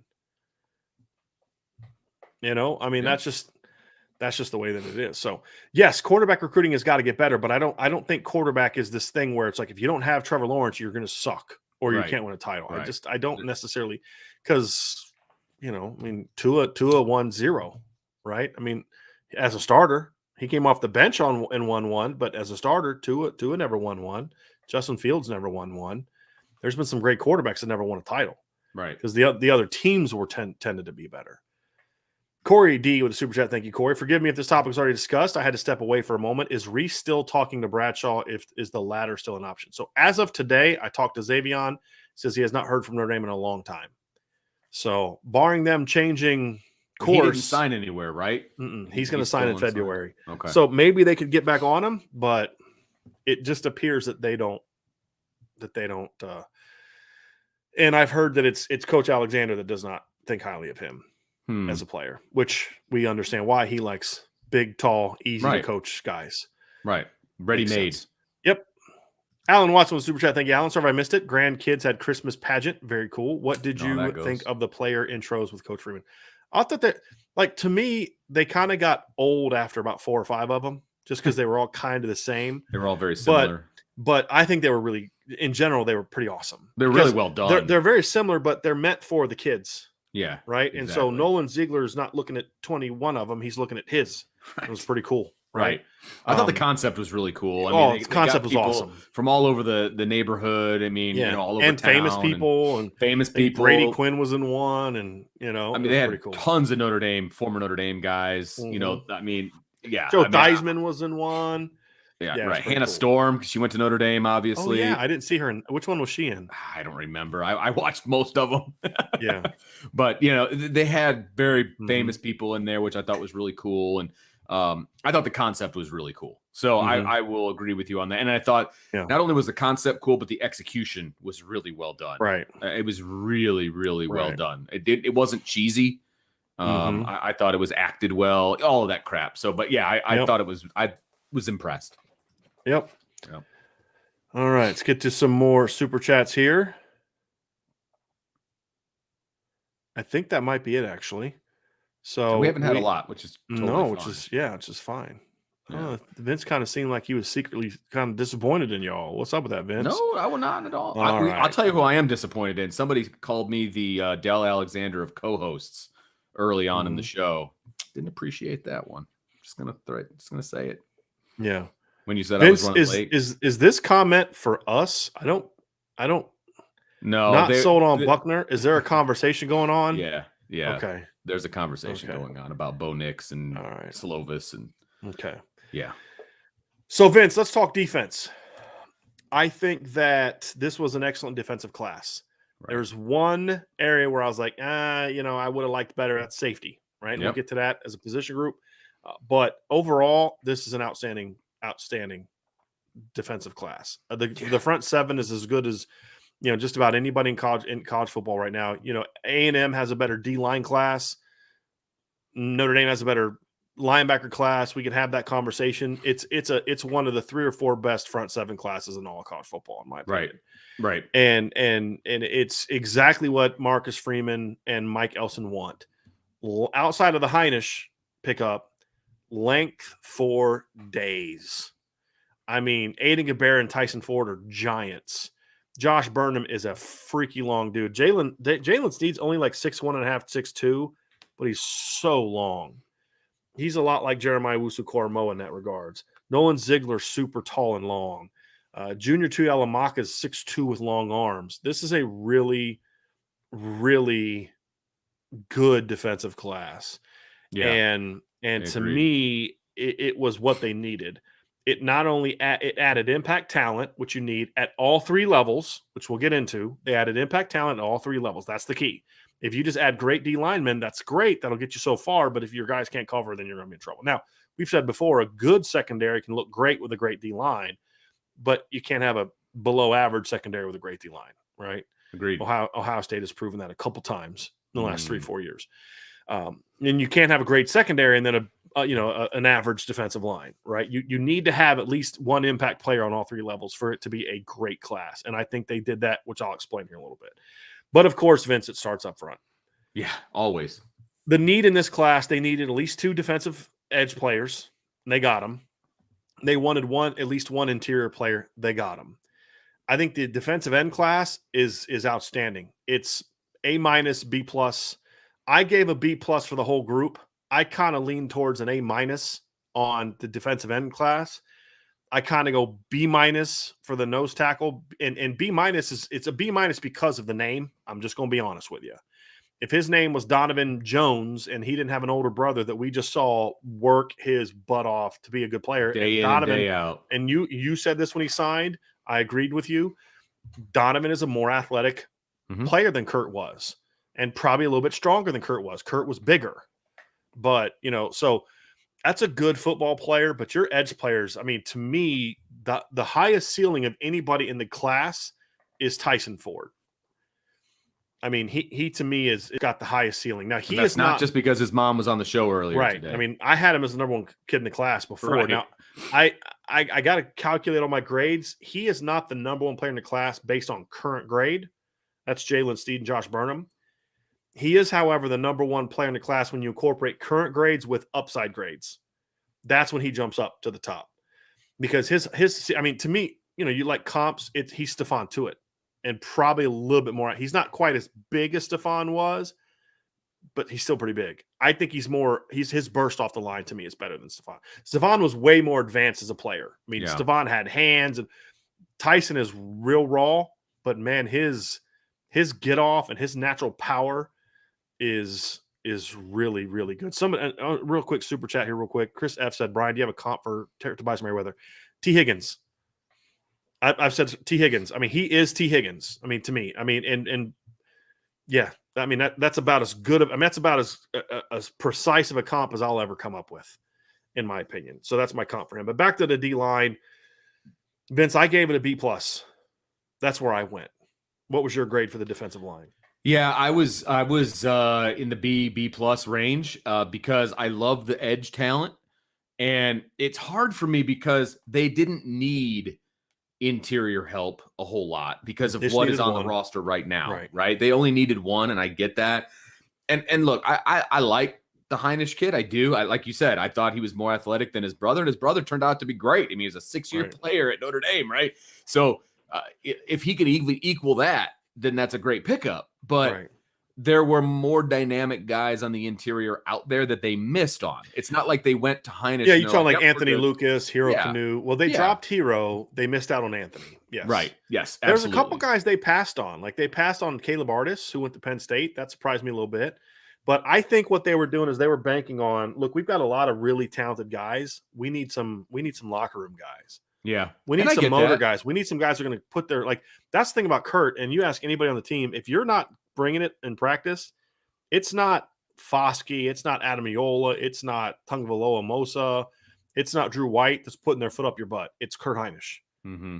And I think they need that I'm overlooked, I'm disrespected, nobody thinks I can play at this level. I think they feel that they need that attitude And that's why they went, because I don't think if Kurt would have gone to Pitt that they would have taken Donovan Hinish.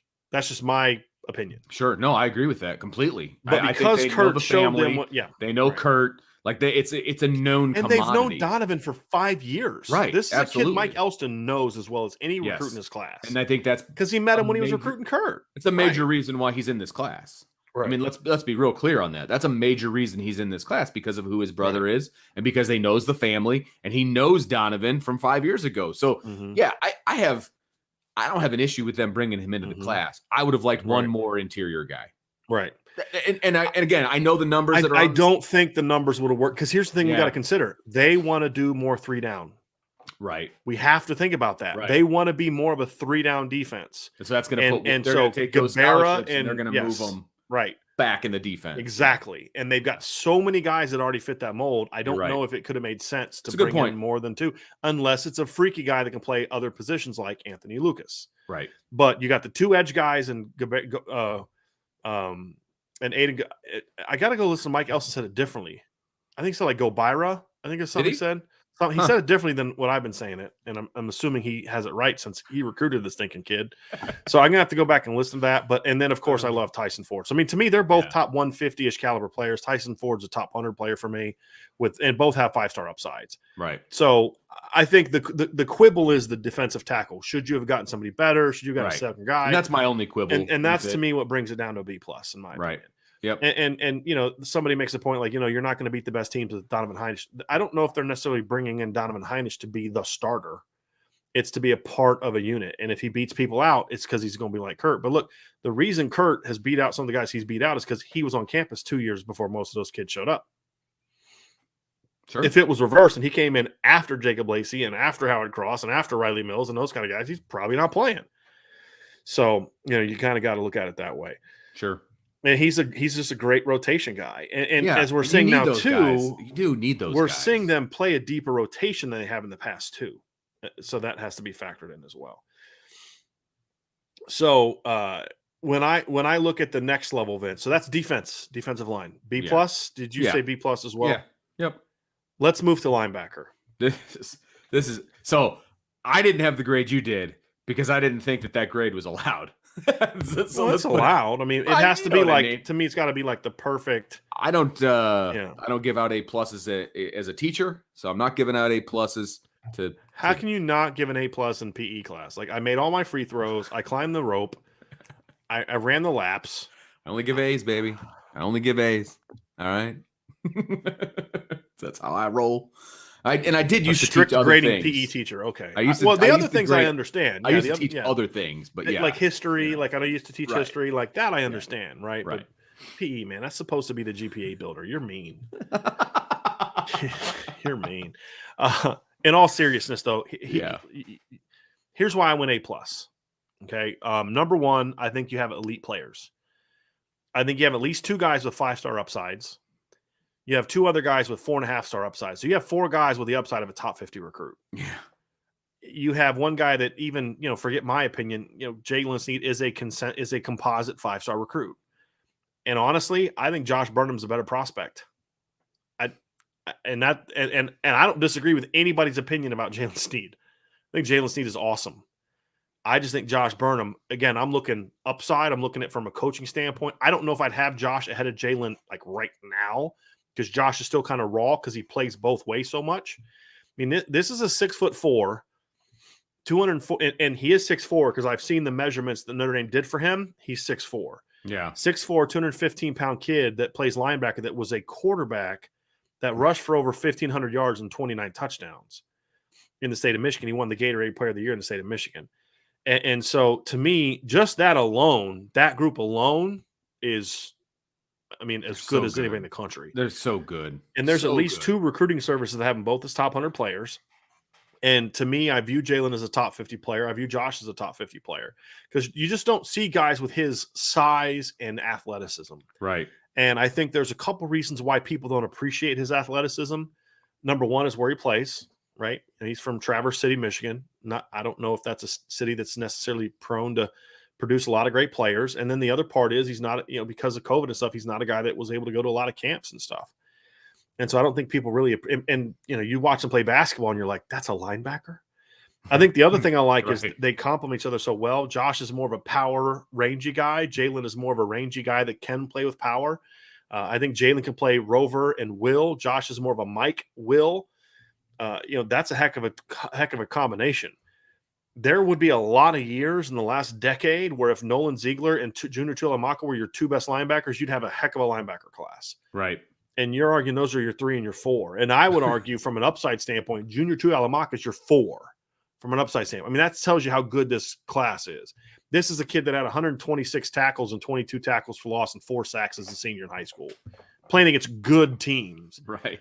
And so, I mean, and the thing I like about it is you've got Nolan's the rover, Junior's your thumper, right? And then you've got 2 guys in Jalen and Josh that can play well together. Here's the final piece when I say A+.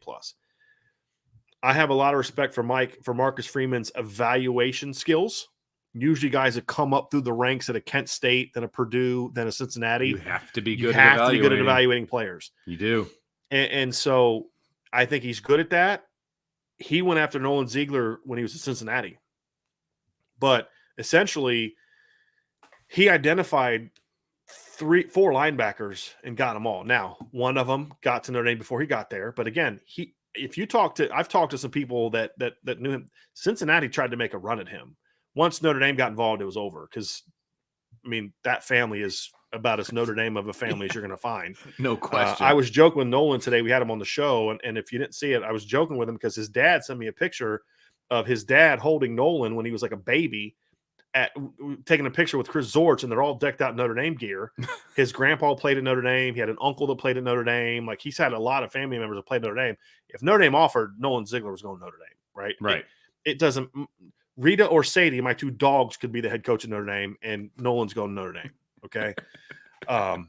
So, but Marcus Freeman he pushed for him because that's the kind of sleeper that he normally goes after when he's, at Cincinnati. Like, let me find this sleeper kid that Michigan's not offering, Michigan State's not offering. Let me try to get this kid. Well, he didn't know that Notre Dame was going to offer. And because that's also the kind of kid that I think Clark Lee did a pretty good job with. Clark was good at finding the Prince Collie. Because remember, when Clark Lee got Prince Collie, he wasn't a top 50 recruit that he became. Right. He was a 3-star kid that nobody really knew about. And so you look at that, and then of course, as soon as he gets hired, he offers Junior Tuihalamaka, he offers Jalen Sneed, and he offers and he started making a push for Josh Burnham because Josh already had an offer, and that's what he wanted. Josh, he wanted Nolan, he wanted Junior, and he wanted Jalen. Now, and he hit the ground running. Like, yes. As soon as he knew the they guys all that he wanted. right from day one. Now, here's the other thing. He was given multiple opportunities to go get out of getting Nolan Ziegler. He had multiple opportunities to say, hey, look, Nolan, you committed to the previous staff. We don't want you. And he was like, of course we want you. Like, because remember, Sebastian Cheeks tried to commit to Notre Dame. Sebastian Cheeks is a top 50, 150 recruit. He tried to commit to Notre Dame. They said no because they already had Nolan. They already had Josh. They wanted Jalen and Junior. I mean, they said no to Sebastian Cheeks because they wanted 2 other guys, and they got them. Yeah. I mean, huge. When you step up and you say, these are the 4 we want, they're long, they're athletic, they're freaky talents, they're highly ranked, I want them all. All 4 of those guys, to me, are top 200 recruits or better. And all 4 of them are ranked in the top 250 or more because Nolan jumped into the top 250 of a couple. Yeah, this isn't just you and I thinking that these guys are good. Like, it's composite 5-star recruit. Josh Burnham has two services rank him as a top 100 recruit, right? Right. Nolan Ziegler is now a consensus 4-star recruit that one service ranks in the top 250, and Junior is a consensus top 200 player. Right. Even if you just take what the services think of them, right, it doesn't change. It doesn't change my grade a whole lot, to be honest with you. It really doesn't. Yep. So, completely. This was the easiest position group to grade for this 22 class. I mean, it was by far the easiest one. And they needed it. Yeah. That's the thing. They don't, because they had messed up so much in the past at linebacker. Which class was it where they got 0 linebackers? The 19? 20. Is it 20? Yeah. Okay. Yeah. Okay, so it's 2 classes ago. Yeah, you're right. I'm thinking it's 2021, going back 2 classes, 19. Yeah. But yeah, you can't bring in 0, especially when they want to play this. Now that they want to do 3 down, you need more linebackers Right. than what you had. In And the you want to past. rotate a lot. And you want to rotate a lot. That's exactly right. Yep. So this was not only was it huge to get the numbers, which is one part of the grade, but it was also huge to get the guys that they got, which is a huge part of the grades. And they fit the defense. Exactly. That's the other part. They all fit the Oh defense. I mean, I'm sitting there thinking, looking at future schedules, and I'm like, man, I don't know if Junior can play great in that game. But then I'm like, yep, he'll be great for that game. He'll be great for that game. He'll be great for that game. You know what I mean? But like when you have that kind of depth, like, hey, maybe this is a game where Junior's just more of a goal line, short yardage guy or a first down guy or whatever. And then there's other games you're like, this guy's not coming off the field. And I can't think of a scenario that's realistic where you'd have had a better class. Yeah. I just, they got the 4 guys they wanted. I mean, and they were plain really and good. Simple. Sometimes you get the 4 you want, and you're like, but the evaluation was you should have gone for better. They got the 4 guy they wanted. Those 4 guys were dudes, and they got them. The evaluation was, and they got them from California. They got one from South Carolina, and the other one they got from Michigan. Josh Burnham grew up a Michigan fan. I mean, so Michigan was shocked when he started leaning towards Notre Dame. Shocked because they thought they were going to get him.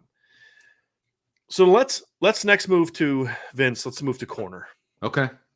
Did you give your grade for linebackers? Did you say A? Oh, I said A. Okay. I said A. So let's move to cornerback, Vince. And I'm gonna let you go first on this one because I'm curious what you're gonna have to say. I have a feeling that my opinion is gonna be a lot different. Before I give mine, I want everybody to, as Vince is talking, I want everybody to give us their cornerback grades. Oh, nice. Okay. Yep. All right. I like this group. I mean, Jaden Mickey, Benjamin Morrison, I think that these 2 guys are really, really good. I think they complement the guys that are already in the stable very, very well. No question about it. It's a high grade for me. It's probably a B+, A- for me. I think that's kind of where they land. I would have liked to see one more guy in the class as opposed to just 2. And that's part of the grade for me. Can I ask a question on that just real quick? Absolutely. Is that because you wanted Devin, or is that based on what you thought the needs were for the team? Because I'm just curious because they signed 4 last year. Right. They had a big number last year. I like numbers at corner personally. Mm-hmm. I wanted 3 just because I wanted the numbers. I wanted more numbers because I don't know what the movement is going to be like from the group that is here now. They're going to move a guy to safety. Are they, you know what I mean? Like, are they going to cherry pick from that corner group? I don't know the answer to that. So I would have liked 3. It's not specifically a Devin Moore situation. I don't think there's anything the staff could have done to keep him in the class based on the way I think things went down. I just would have liked a 3rd guy. That's really all it is. And that made in my head. Right. I think that's why I knock it down a little bit. Right. I like the 2 guys that are in the class. I really like the 2 guys that are in the class. Yeah. I do. I just wanted a 3rd guy. Yeah. And so that's why it's like an A-, B+ in that neighborhood for me. Yeah. And just real quick, Anthony Solomon said Xavier would have made it an A+. Xavier Nwakpo was a safety. Well, he's a safety. We're talking corners. Right. Yeah. Right. Yep. I went A. And there's only one person of all the people that have given it as one person. Let me explain. You got to call him out. Let me explain why. No, it was good. Jay Wiki Jr. was the only person that was close to me. He had an A-. Okay. So here's where I'm coming from. Okay. I look at it like this. The need was 2. Devin Moore's a guy they loved and I loved, but he was a guy that was always sort of a guy that can play all over. Sure. He was a hybrid. So to me, he hurts the safety grade a little bit more. And if you want to ding them for not getting him, then I think you can. I'm not. The reason I'm not is because it's not the same at receiver, because I'm dinging them for losing CJ and Amorian because they needed, numbers-wise, CJ and Amorian, right? So losing CJ and Amorian hurt you from you did not meet your need standpoint. It's not from you didn't get what you should have got or could have got. It's more of what did you get? And I don't think many people are going to disagree with me about Jaden Mickey. I think Jaden is smart. I think he's athletic. I think he's physical. I think he is battle tested. I mean, he's playing in some of the best, the best offenses and best skill in the country, for the league and the schedule he plays in. And to me, he's a better version of Julian Love coming out of high school. I'm not guaranteeing he's going to be a better college player than Julian Love. I don't know that. We'll have to see. I don't know what any of these kids are going to do. Right. Exactly. Coming out of high school, projecting. He's a better player because they're very similar athletically, both quick, sudden, agile guys. I think Jaden is more physical than Julian. Julian was never a real physical kid. In high school and college, he was never a guy that loved to come up and hit, right? I mean, And Jaden loves to hit. And I think he's every bit as instinctive, as smart as Julian Love, but I think Jaden's faster than what Julian Love was.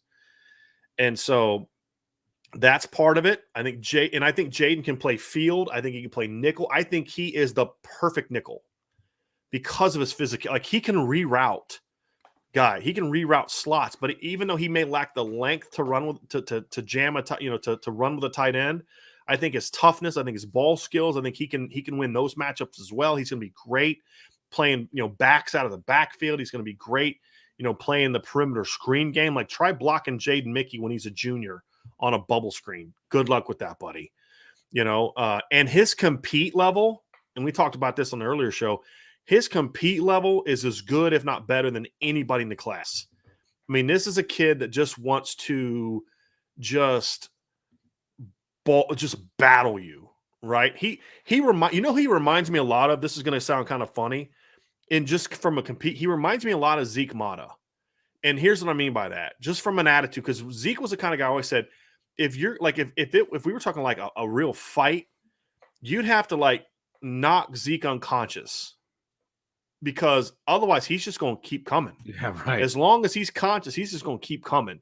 And that's how I view Jaden. Like, if you want to just, if you're going to have to just knock him out, because that kid's just going to keep coming. It's like, I'm a Marvel fan. Captain America and Iron Man are my two favorite characters, but it's, when they're doing sort of the beginning story of Steve Rogers, and he's like, I can do this all. He's getting his butt kicked. But he's like, I'm not backing down. I love that movie. That's Jaden Mickey to me, but he's not a small, skinny, unathletic guy. He's athletic and he can play. But like, the compete level, I love, right? So that's number one. I think he's a 150 caliber guy.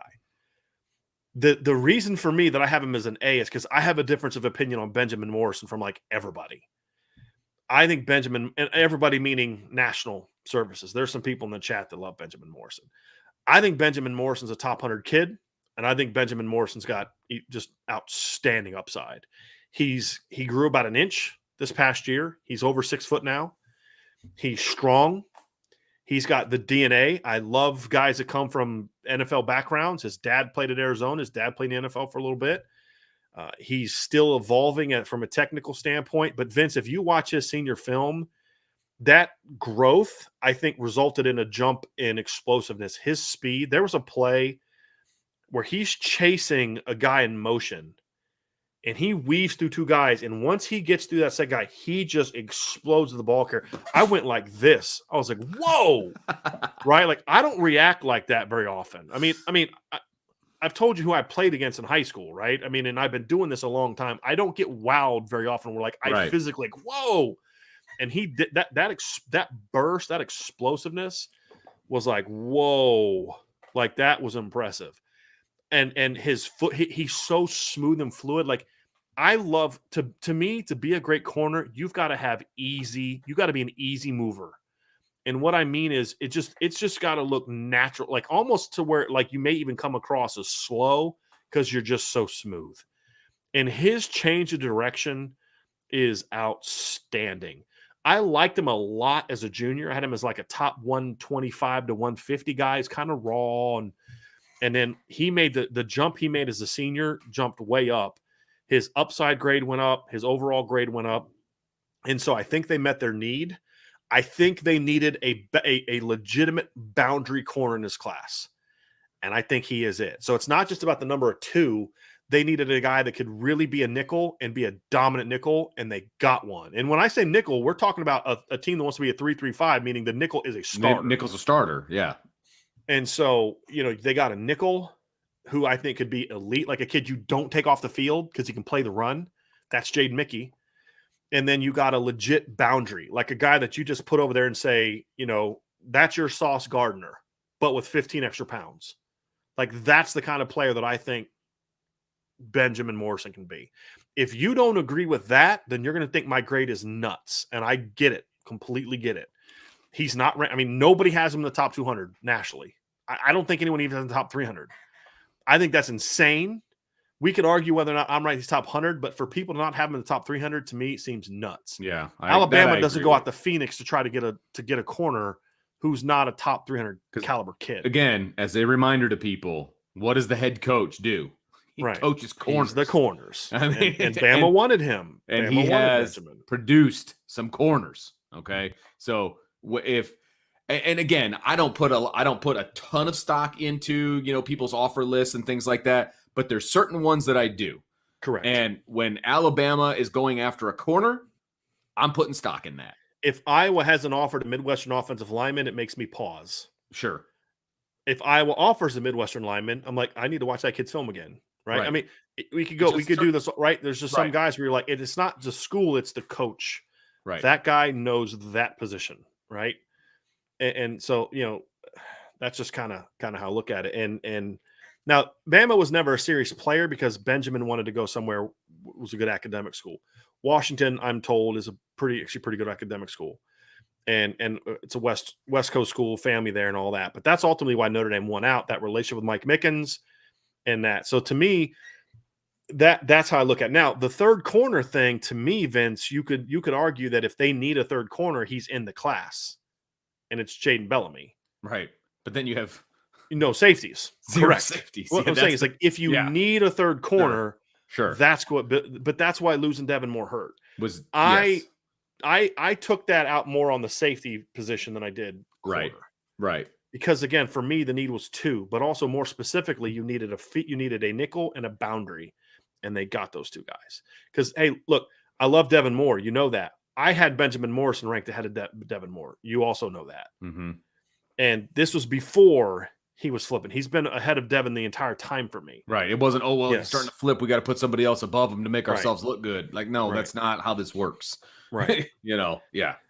So, and then you look at it and you wait till we do the 2-year grade. Well, I'm not going to get into that. We'll do that maybe tomorrow or Friday. I'll get with Vince and see what his schedule is. And if he can't do it, then it's fine.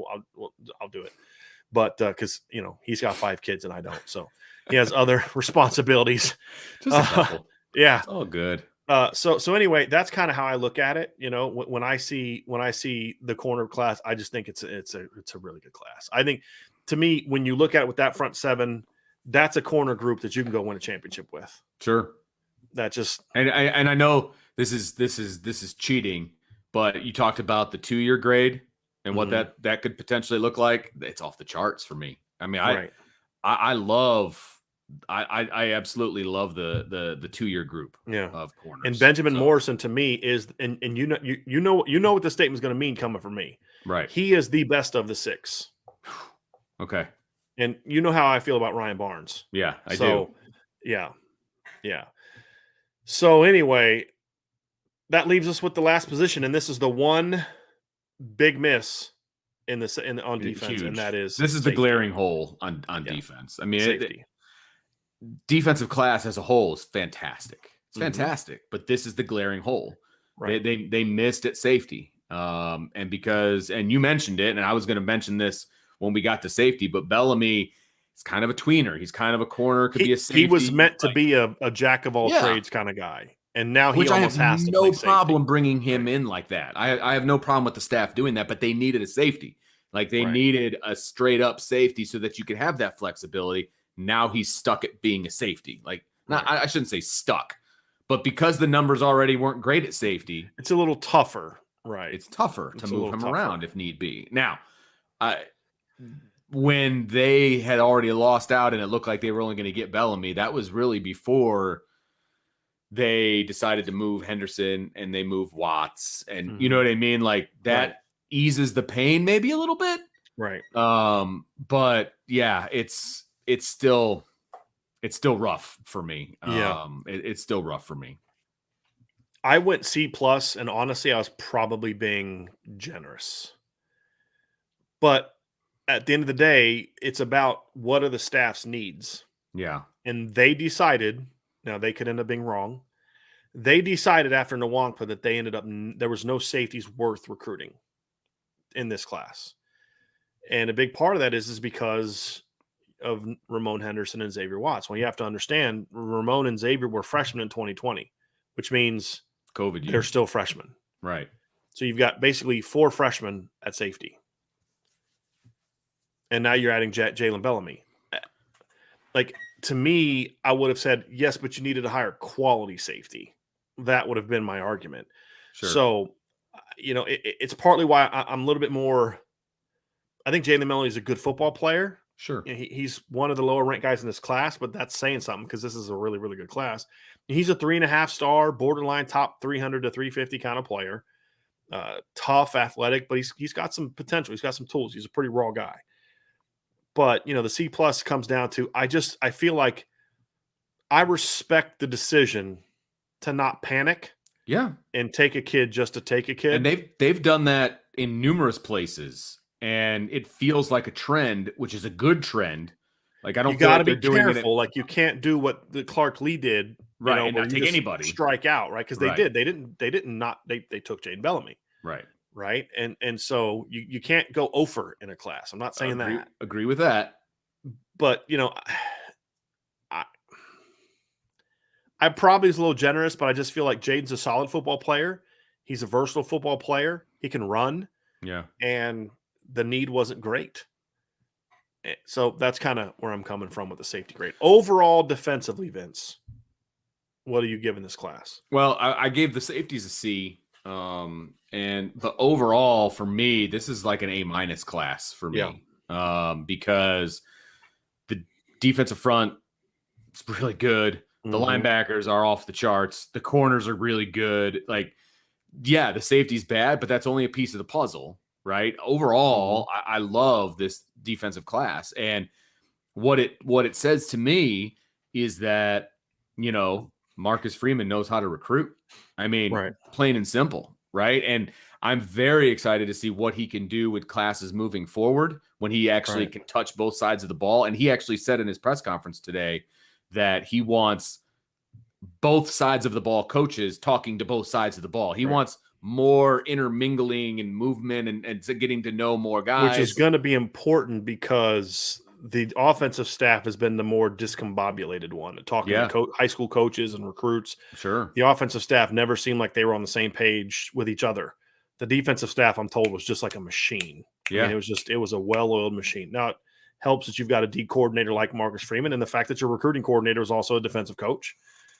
But that's going to be part of the maturation process for Tommy Rees. And the guy that they brought in to be the defensive recruiting coordinator or whatever, right? He was there from Marcus Freeman. From jump, right? Yeah. You know what I mean? He knew what Coach Freeman wanted. Where Dre Exactly. Brown kind of has a learning curve. He's got to get to know the coaches. He didn't know anybody. Sure, yeah. Chad Bowden shows up and he's just like, okay, Marcus, let's keep doing what we've been doing. Who are the guys we're going after? Exactly. Kind of so there was more continuity there, for sure. But yeah, there's no one on defense that won't work. That's the difference. Yeah, that's a really good point. And all those guys are intact. They're not going anywhere, and they're going to add one, I would assume, at some point. But whoever they're going to bring in is going to mesh. I mean, the bottom line. So, so as a class, I love this defensive class. I do. I was going to love it regardless. But the big picture of it for me is because Marcus Freeman was an instrumental part of putting this class together, specifically the linebackers, who you gave an A+ to. I can't wait to see what he does on the offensive side. Right. So I had to go A- because I feel like with Devin Moore, it's an A. Without Devin Moore, it's an A-, because I can't give you an A when one of the position groups is a C+. Yeah. And we've said that safety is a much more important position now in college football than it was a few years ago because of the spread and teams isolation. You could hide guys at safety in the past. It's harder to do that now. Yeah. It's harder to do that now. You could put a smallish linebacker at safety and get away with it in the past, right? Because it's coming down the alleys, Tom Zibikowski, for example. Right. I mean, and look, I love Tommy. Yeah, he's a rover in today's Yeah, exactly. He's not a safety. So yeah. But you gotta be careful of that because I said something about Tom Zibikowski recently and it caught some fire in the chat. People were not happy. I didn't think he was. Tommy was the greatest safety in the history of Notre Dame football. Hey, he was one of my favorite players, man. Bottom, bar none, my favorite player. But he would struggle in today's. Yeah, he struggled against good passing teams back then. Yeah, absolutely. But man, he was fun to watch, though. Man, no question. All right, Mike Huff says, so quarterback and wide receiver hunting the next month or so. Yeah, I would say so. Yeah. Again, maybe portal, maybe high school, but yeah, they're going to have to. Yeah, those I'd are be positions, curious. receiver especially. Yeah, but more so receiver than quarterback for me. I wouldn't be upset if they didn't bring in a quarterback from someplace, but I would understand if they bring in a depth piece. I don't bring in somebody that you're going to promise them a starting spot or anything like that. Right, and depth piece is all they need. Right. Because you say, well, if they go to their third quarterback, that's Angeli. Well, how often a team go to their third quarterback? 2021. Right. Exactly. I mean, I'm just saying. All right, Alberto, 1:16 a.m. here. Wow, that's really late. He's in Spain or Portugal. Spain or Portugal. I can't remember Alberto. I'm sorry, man. Keep up the great work, friends. Yes, we will. Thanks, man. And appreciate you being with us today. Told you 40 minutes of sleep. TJ Fallon, Super Chat. Thank you, TJ. Which one of the freshmen is in the rotation or a starter next year? My bet is junior starts at Mike. I wait till I find out who comes back first. Exactly, because if Bo comes back, he's starting at Mike. I mean, I think so. Or JD moves over and starts at Mike. There you go. Now, could he start at Mike at some point in time? I mean, Junior's going to show up as a grown freaking man. Okay? And he could rotate because remember, Marcus Freeman wants to rotate guys. And I imagine TJ's thought process isn't like someone that starts because of injuries. It's like who wins a job. Right. I think at least 3 linebackers will play. Now, will they be starters? I don't know. Right. I think Benjamin Morrison and Jaden Mickey are going to have a chance to play. And don't be shocked if Jaden Mickey's the nickel next year, especially if Tariq Bracy doesn't come back. Well, Tobias Merriweather, I'm sliding some chips over into his corner. Yeah. Depending on who the wide receiver. He's got to play. He's got to play as a freshman. He's got to play. He's the only guy on offense that I'm like, yeah, that guy's got to play. I mean, Jadarian could play as a freshman. I mean, if Jadarian Price has to play next year, they're fine. But that's some dudes ahead of him, right? He's a dude, but he's got some dudes with more experience ahead of him. The tight ends, they don't need to play. None of the offensive linemen, they need to play. So, defensively is where it's at. I think Tyson, I know they kind of threw water on that today in the press conference, but I think Tyson Ford is going to be a kid that's going to be a little bit difficult to just not play at all next year. Same with Aiden Gabera. That's especially true if Foskey goes pro. But I think the linebackers are going to – I think we're going to see – and look, those kids I think are all going to be on special teams next year. Absolutely. I think your special teams could be dynamic with a lot. I don't think any of them are necessarily 5-year players. Yeah. Maybe junior, but even nope, I don't think any of them are. And we have another super chat here. Okay, I got this one from Chris. So I answered Chris's question. We said T. Higgins, right? So that was one I jumped on earlier. And I think we're good, Vince. No, there's a few more towards the bottom. Oh, yeah, I see them popped up. Yeah, I see them. Missed those. Wow, there's a lot of comments. I love the chat. I love the chat going on. Hopefully it's all being respectful. I think it is. Yeah, I would imagine this. People saying that CJ Williams did not sign today. He's signing at his All-Star game. What normally happens in a situation like this is the kid actually signs now. But they just don't do, and they don't disclose it. So that, like Isaiah Foskey a couple years ago when he signed, he actually signed in December, but he wanted to do the whole announcement with his teammates in January. Yeah, there was a great story on the Inside the Garage podcast because they had Foskey on, and Kyle Hamilton was at the game with Foskey at the All-Star game, and the Notre Dame coaches told him to talk to Foskey, hey, you got to get him in the class and you got to, all that. And so he's like talking to him. He's like, hey man, you got to come to Notre Dame. Foskey's like, yeah, whatever. And he's like, and all along you knew you were coming to Notre Dame. He's like, yeah, I don't know why I did that. It was a great conversation. You gotta love the love, man. I love the love, when people love all over me. Absolutely. Absolutely. It was great. Okay, Spark 5219. Notre Dame signing day coverage was fantastic throughout the day. You guys helped to take my mind off COVID recovery with your excellent coverage. Thank you. You are very, very welcome, and I hope you feel much, much better, my friend. Absolutely on that. Nicholas Moore, Omar Cooper. Is this a long shot? I know he did not sign with Indiana today. I'd want to know why. I don't know a lot about Omar. I don't know if he has an academic issue. I don't know anything about him in regards to whether or not he would be a fit at Notre Dame. He may not have signed because some big schools are coming after him. He may not have signed because he's not able to sign yet because he's got some things he's got to get taken care of first. Or he may just not be sold on Indiana. I honestly don't know. So I'll try to do some digging the next couple of days to see kind of who they're looking at, and we'll get her taken care of. All right. Gregory Gilbert. A bit late today, but what is up with Bradshaw? Notre Dame is not recruiting Xavier Bradshaw. Now, could that change? Sure. But as long as Dell Alexander is the receivers coach, I don't see that changing. No. Just sadly, the truth. Dell's not the guy that recruited Lorenzo Styles initially. That was Chip Long. Chip Long wanted Lorenzo Styles.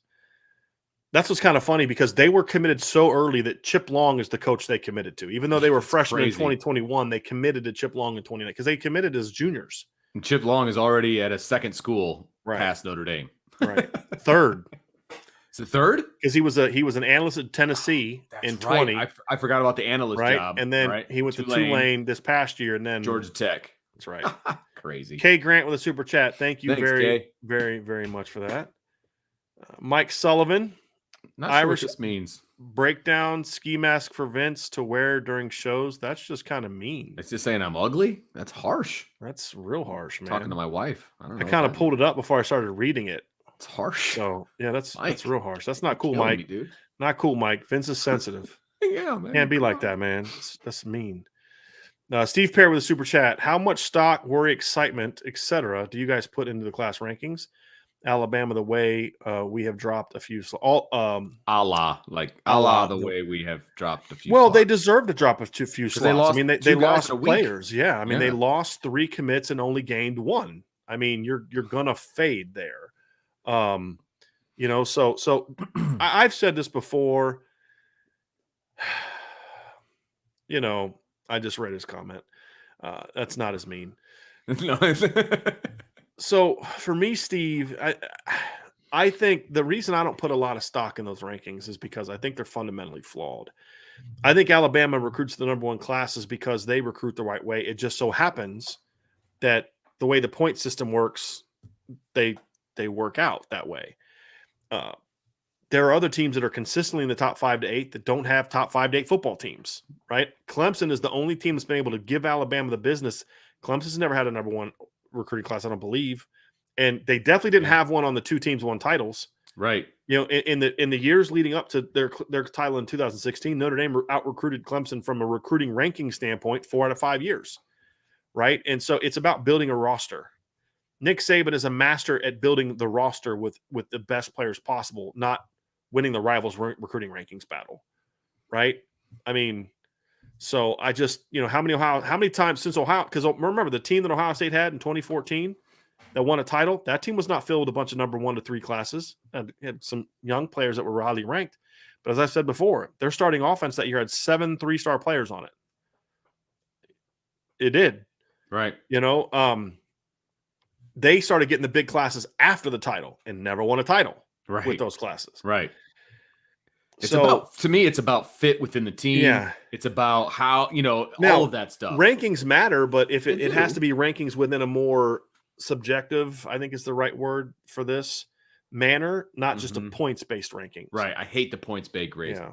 Points-based. But then, but I understand why they do it. They have to because it's too hard. It's too hard. You're not going to have all those different people as in tune to what each team's needs are and all. You can't do it. It's not possible. Right. Yeah. Yeah. It's tough. SI All-American does that, but it's tough. And that's why they only put out like 2 or 3 recruiting release rankings all year because you let things play out and you just whereas points-based thing is every time a kid commits or decommits, it impacts. It's easy. Add and subtract. So, and now that is here we go. Nope. Gregory Gilbert, Vince, you are a solid 6. Don't need a ski mask. Oh, that might even be more hurtful than what Mike Sullivan said. Dang, Gregory. Oh, you want to know what's hurtful? The one right above that. Go ahead, pull that one up. Oh, this is bad, Tyler. Irish, baby. I would never, ever, ever, ever put on that maize color. Yes. Okay. Yes. Never. Tyler, I appreciate that very much, but I don't know if you're new to the show, but there's no team I dislike more. than No, that's Michigan. facts. There's Facts. no team I dislike more.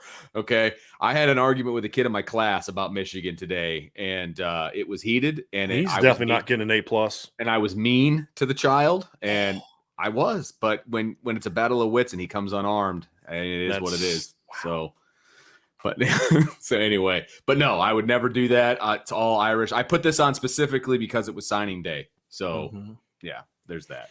Same here. Yeah, absolutely. All right. And just a couple of comments here. Nicholas Moore, appreciate y'all, Brian and Vince. Hey, thanks, Nicholas, we appreciate y'all. Appreciate everybody's part of this. I got another one here too, because I want to end the show with something. Irish Hammer 54 says the future is so fire for Notre Dame. I want to speak to this because obviously we spent a lot of time this afternoon hammering Coach Alexander and Coach Reese for how they finished the receiver class. And in the frustration, it's because I'm frustrated that this continues to happen, that these coaches who I think are smart guys and are good guys and hard workers and all that. Well, Coach Reese is a hard worker. He is. That they allowed themselves to be played in the manner that they were played. That bothers me. I'm hoping that this is just a learning experience for Coach Reese, who's 29. He's going to have things like this. Just don't let it happen again, like you said earlier with Coach Freeman. And the frustrating part of it is because this team is so close, you can't afford to keep having things like this happen at this position or that position or whatever the case may be. But at the same time, if we're just looking at the roster, in the next 2-3 years, Notre Dame is going to have a receiving core that consists of Tobias Merriweather, Lorenzo Styles, Deion Colsey, and Jaden Thomas, and a tight end group that's going to have Eli Raritan, Holden Stace, Mitchell Evans, and Kane Barong, and a running back group that's going to have Logan Diggs, Audric Estime, and Judarian Price, and Tyler Buckner quarterback, and you've just signed 2 pretty darn good offensive line classes in a row. Yeah, I'm pretty freaking fired up. You know what I mean? But the problem is you shouldn't have only one more receiver than you have running backs. Right. You shouldn't have the same number of receivers as you have tight ends, right? And that's the frustrating. But if you look at it as a whole, I absolutely believe Notre Dame has closed the gap the last 2 years. They've brought in dynamic athletes at certain positions, quarterback being one. The defensive recruiting since Marcus Freeman got here has definitely gone up a tick. I mean, there's no question about it. And last year's had some the secondary class they brought in last year was pretty darn good. You know, we haven't had a chance to see it really manifest yet. You know, your linebacker class, you came up really short on numbers last year. But you brought in we're talking about how good this year's linebackers class.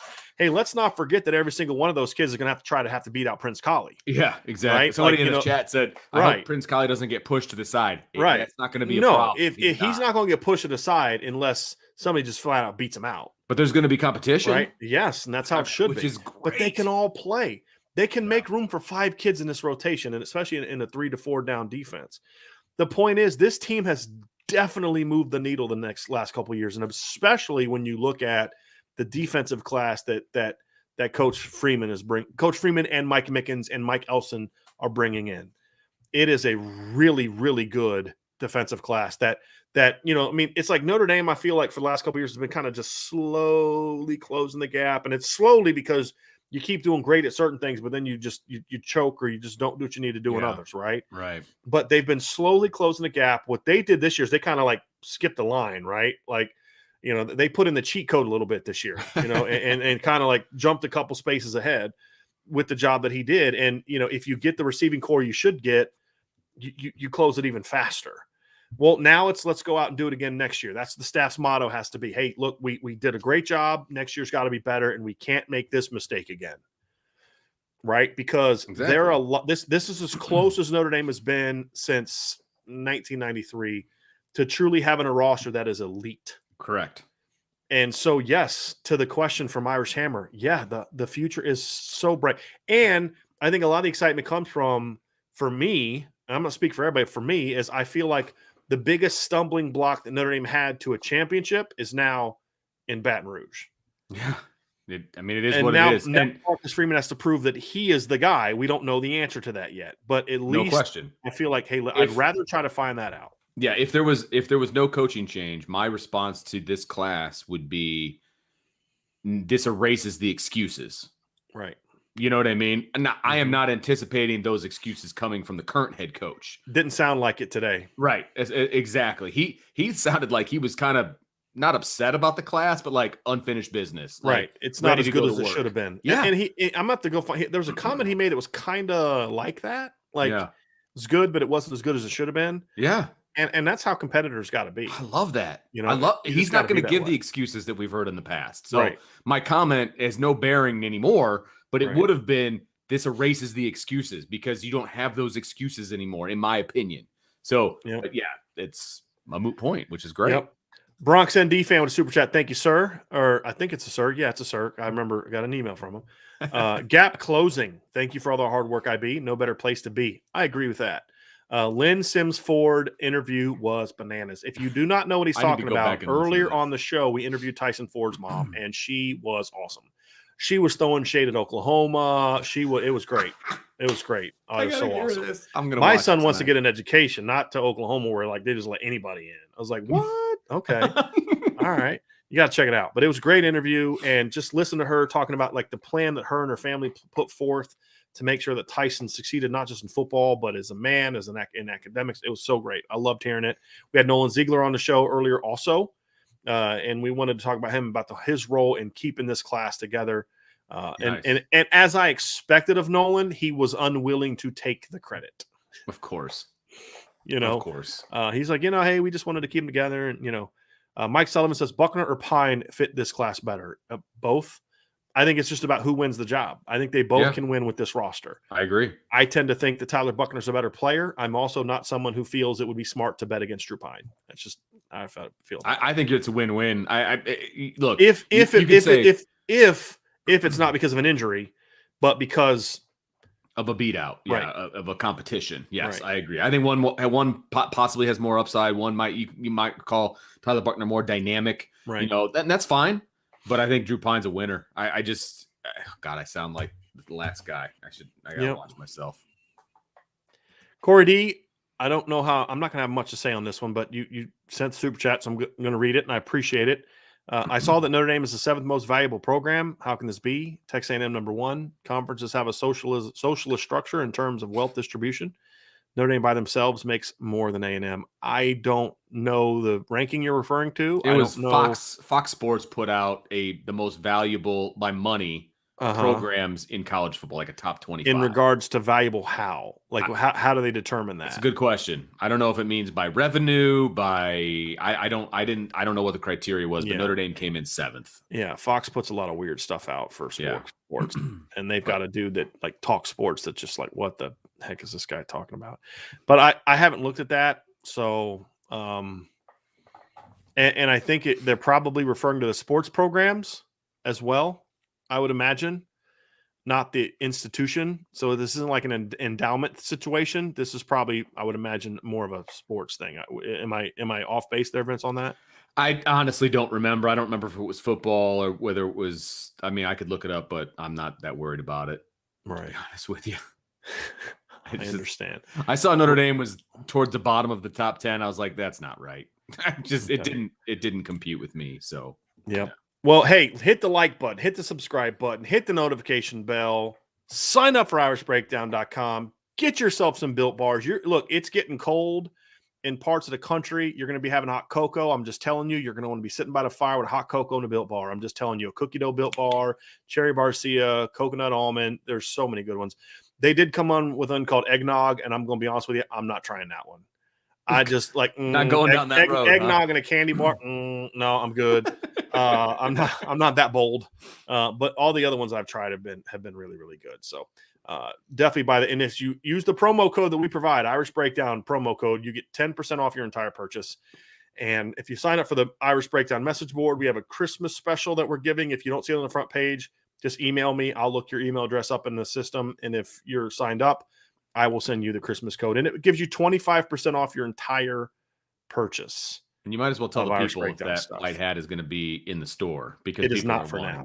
Okay. Because I got to have something that just I have. Okay. All right. Yes, and they just call Cherry Barcia is the name of it's like a Cherry Garcia ice cream, right? Like that flavor. So it's like the dark chocolate with cherry. That's what it is. So they call it Cherry Barcia, like a bar instead of Garcia, right? So it's really good. It was my favorite until they came out with cookie dough. Cookie dough. That sounds so good. Yeah, it really is good. So that is going to do it. So, hey, listen, everybody. Hey, and Searcher Green, shoot me an email because I don't know what you're referring I'm to. actually having the same issue. I'll talk to you about it. Okay. Yeah. Well, I know how to fix yours, Vince. We had, as I've said, if you didn't see it, we had to switch servers to make sure that we had room. There's a process you need to do. If you're not able to log in, you need to clear your cache. You need to clear your cookies. You need to get out of that tab, go back in, and then sign in. If that doesn't work first, hit refresh. If that doesn't work, just restart your computer. Once you get in, you'll be good. No, I got you. Just because it's not the same server. Like, so your computer's still trying to connect to a place that technically doesn't exist anymore. Gotcha. And so that's the K Grant says, my birthday was Monday. Need that hat, Brian. I mean, I got to have something. It's just me. We'll see. I may put it in there. If you guys really like it, we may put it in there. And then there's something else I wanted to find out. I wanted everybody that's listening to see, this is why you shouldn't bail when we first start to, to do the countdown. I'm contemplating going position by position and doing like a film breakdown over the next couple weeks, kind of at night. If that's something you guys might be interested in, just, shoot me DMs, shoot me email, let me know on the message board if that's something you'd be interested in. So, because I got a shirt that I want to wear during that time too. But that's, again, just for me. Okay. Just for me. So anyway, everybody have a great rest of your night. I'm actually going to go to bed in about 20 minutes because I'm about to pass out. And I'm getting a little bit goofy at this point in time. So if this show went more than 10 more minutes, I'd probably say some stuff that I couldn't take back. All right. And so that'll be a lot of fun. So anyway, have an awesome night, everybody. Thank you so much for being a part of what we're building here at Irish Breakdown. Yes. It has been so much fun, and we are just getting started. So spread the word, share our videos and all that. I said I'm like pointing at him like I'm mad at him. My bad. We love you. I'm just like, I just want to grab on and hug you. So anyway, everybody have an awesome night. Vince and I will talk to you tomorrow, 12:30. We will have a show tomorrow.